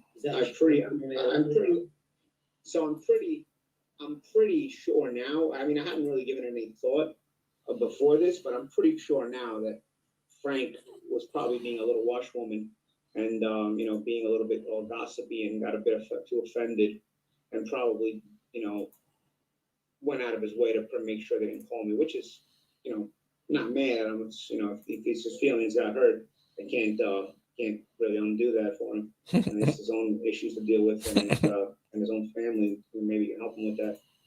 It's a very feminine trait to have. But, Oh my days! He's trying to say he's feminine. Frank Smith's I feminine. had an issue at one of the public workouts I was working for with Sky. I don't remember which one. I think it was Lomachenko Campbell. There was one of I worked that show for Sky, and I think it was one of the media workouts that week. Lomachenko versus Luke Campbell. And I was covering it with Sky, and a couple of the fans. I was all sitting off to the side. I had like a little bit of a break in between workouts that the fighters were having. So a bunch of fans who were cordoned off behind the railing were calling me to take some pictures. And, you know, usually I'm very friendly, especially with the British fans. You know, they're really always good to me and always fun to be around. So a bunch of them were calling me to take pictures and come sign autographs and whatnot. And I said, okay, sure, you know. So I went over there and I started signing autographs, taking pictures one by one. And there was really a bunch of people. And I was kind of making my way through along the railing because they came past the railing. So I was just kind of walking along the railing, taking pictures, signing autographs, and moving along, you know. And, you know, a typical little creep fan got into the picture with me. And while he was taking the picture, while he was posing, started talking some trash about, you know, my bare knuckle fight with Lobov, McGregor, you know, all this other stuff. So I kind of had some words with him. I thought it was a bit creepish to do that. And I got in his face, and some things happened, and then he said I spit on him. If I spit on him, it was probably just me talking the way I was talking, because I was kind of aggressive with the way I was talking to him. Because these kind of little creep fans, they're aggressive until you get in their face and do something, and or if you do something to them, they actually don't do anything except snitch and rat, So it was a little bit of an issue there, and then the security pulled me away from him, because obviously he wasn't going to do anything, and he wasn't going to do anything except troll. He started saying that I spit on him, and his friends obviously got it back. I'm by myself. Nobody's giving my version of the story. So, I didn't get into any trouble. I worked the whole week, actually. But I was spoken to by some people at Sky, Adam. And I said, listen, nothing really happened. I just got trolled on in person. And, I kind of dealt with it myself, but I didn't actually do anything wrong, And then later that night, I was told Frank Smith gave that kid tickets to the fight, to appease him, because he was mad at him and his friends. So when I saw Frank, I said, bro, what kind of standard are you setting? You got guys that are trolling your workers, and you're rewarding them. There were so many people that were so nice to me along that court and off line, and none of those people are going to get tickets to the fight. But the punk that started something is going to get tickets to the fight. So you're leading the wrong example. That's fucked up. That's messed up. And open the door with his head. Security should have thrown him out and opened the door with his head to make an example out of somebody like that. Instead, you set a new standard where if you're nice and you know how to behave, we won't give you anything. But if you're a punk and you bother people, you're going to be rewarded. So I kind of had an issue with that, and me and Frank got a little bit of a disagreement. We had a couple of words. I didn't think it was a big deal, honestly. I thought we kind of left it right there. I worked the rest of the week, and I thought we left it right there. I didn't know Frank was so feminine. Actually, I hung out with him in the past, and we were cool. I mean, like I said, nothing I can't brush off my shoulders. Yeah, sensitive, isn't it? I didn't really give it much thought until everything happened with Sky start getting a new deal with Boxer, and right away I was being called like crazy, and then all of a sudden I got another call and said, hey, listen, that wasn't Sky, because I thought maybe Sky was distancing themselves from me because of the association I had with Showtime and the reason of the Showtime. That's what I thought. The disagreement I had with Showtime. The racist comments, man. Kind of going away from me because of that, which I thought was a bit exaggerated anyway, but it's their prerogative to decide that. But then once Sky made the deal with Boxer, and right away they were calling me, somebody told me, listen, that wasn't Sky that wasn't calling you, that was because of Matchroom. And when they told me it was because of Matchroom, then I've never had a problem with Eddie. I actually always praise Eddie. I'll continue to praise Eddie. He's a guy who I think is an exemplary. He knew he was Frank Smith. He's a young guy. People can tell you he's born into money. Donald Trump was born into money too, but I know a lot of people born into money that become drug addicts as well. When you're born into money and you know how to multiply it and you know how to make good on it, that's a character trait that is commendable. So I've always commended Eddie on the way he does things and how he's even grown the company even more so than his father had. Wow. Despite no matter what people say about he's born into money, it doesn't matter. He grew that company tenfold at least since in my lifetime. So I've never had a bad word to say about Eddie. So I knew at that point. I said, what, this is Frank being a very feminine, catty guy, and it's probably that. Which, like I said, until that point, I hadn't even given it any thought because I was just under the impression Sky hadn't worked with me because of the disassociation with Showtime. But the long and short of it, that's the way it was. Interesting story. I hadn't personally, to be honest, I've never heard about that. Because nobody spoke about it. I didn't speak about it. Like I said, for me that day was. Even after we had this, I thought the argument happened that day and it stopped that day. I didn't really take it even personally. I just thought it's a difference of opinion. We had it out a little bit, but I didn't really keep it with me. You know what I'm saying? It wasn't like it stayed with me. Like I said, I had actually been cool with Frank. I had hung out with him in Marbella when I was there. We had a good time. I don't know. For me, I wasn't really offended. Like I had a problem with the decision they made, but it wasn't like I was gonna, all of a sudden, think of him different as a person. It's like whatever. Sometimes, you know, even people that get along most of the time can disagree over some things. So that's what I just thought it was that. You know, I didn't realize that it was such a personal matter. But you know, like I said, now it's noted. Now I know when somebody's like that. You know, I know that. I know how you are, and it's going to be noted in my mind. You know. Okay, cool. I'll move on to something positive. Obviously, as a boxer, you've been a really good amateur. Power.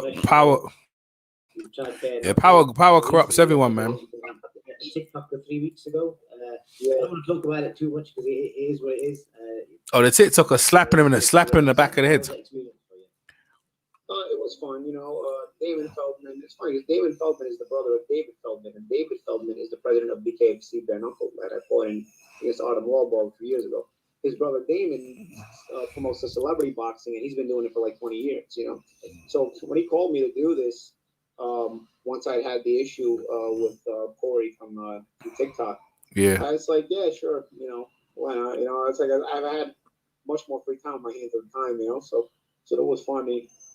Plus, it gained a good amount of traction. You know, even some mainstream media was covering it. And I was kind of thinking, what a shame. You know, mainstream media doesn't even cover some of the bigger fights. But they're covering this. They were covering this. You know, what to me was initially just a stupid disagreement. But you know, we had it out. Me and Corey actually spoke after the boxing match we had. He's a good guy, you know. He was you know, he went for it. What can I tell you? You know, it didn't work out, but he did go for it. And that's more than most people will do. You know, like I just gave you the example of the troll fan I had in England, right? You know, most guys will do that and not go for it and not react when push comes to shove. But I gotta say, Corey, you know, put his money where his mouth is, and he went for it. You know, despite the result, it doesn't matter. You know, in my book, you get respect for, you know, putting up a fight and standing up for yourself. You know. Well, I respect that, to be fair, because you could see the last few seconds of the last round, he was bollocks. You know. He was gassed out. You know. Oh, that's the fight. It's more than I can say about most. Yeah, and going on from that subject, obviously, I don't know if you read recently. There's rumors that Mike Tyson's fighting Logan Paul. Yeah. Have you heard about that? What's your thoughts on that?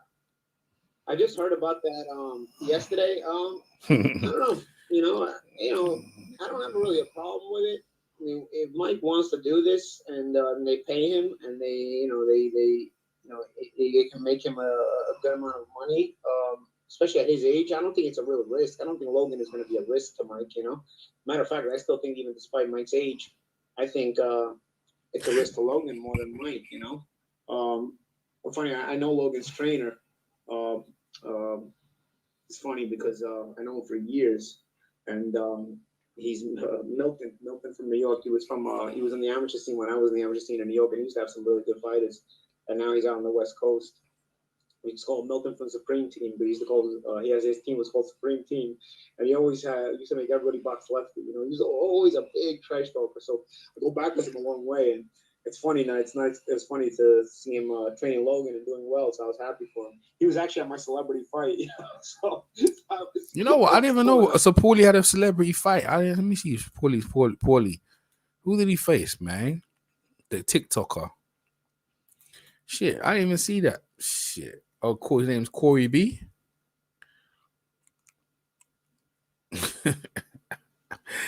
Yo, let me see if I can find the fight, man. Paulie versus Corey B. Boy, Paulie was putting it on him. Oh man, TikTok. I didn't even know about that event, man. That's how deep. That's how well under the radar. I didn't even know. I thought I was gonna go time ago. Actually, I would have normally, but I got caught up in a phone call. Oh, moment. Nah, they ain't got that fight nowhere, man. So you don't even know about it, Paulie. Paulie. Where you fight at, son? Nah, they ain't. Just got that little clip there, isn't it? This one here, there's got this clip on YouTube. Is that the full fight? Heard about GoDaddy domain names? Nah, I don't hear that. I don't even know Paulie fought the guy.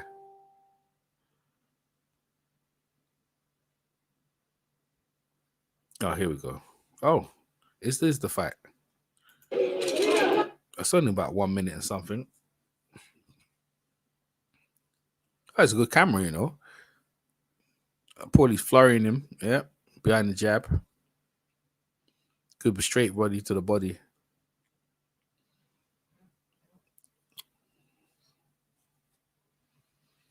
Good.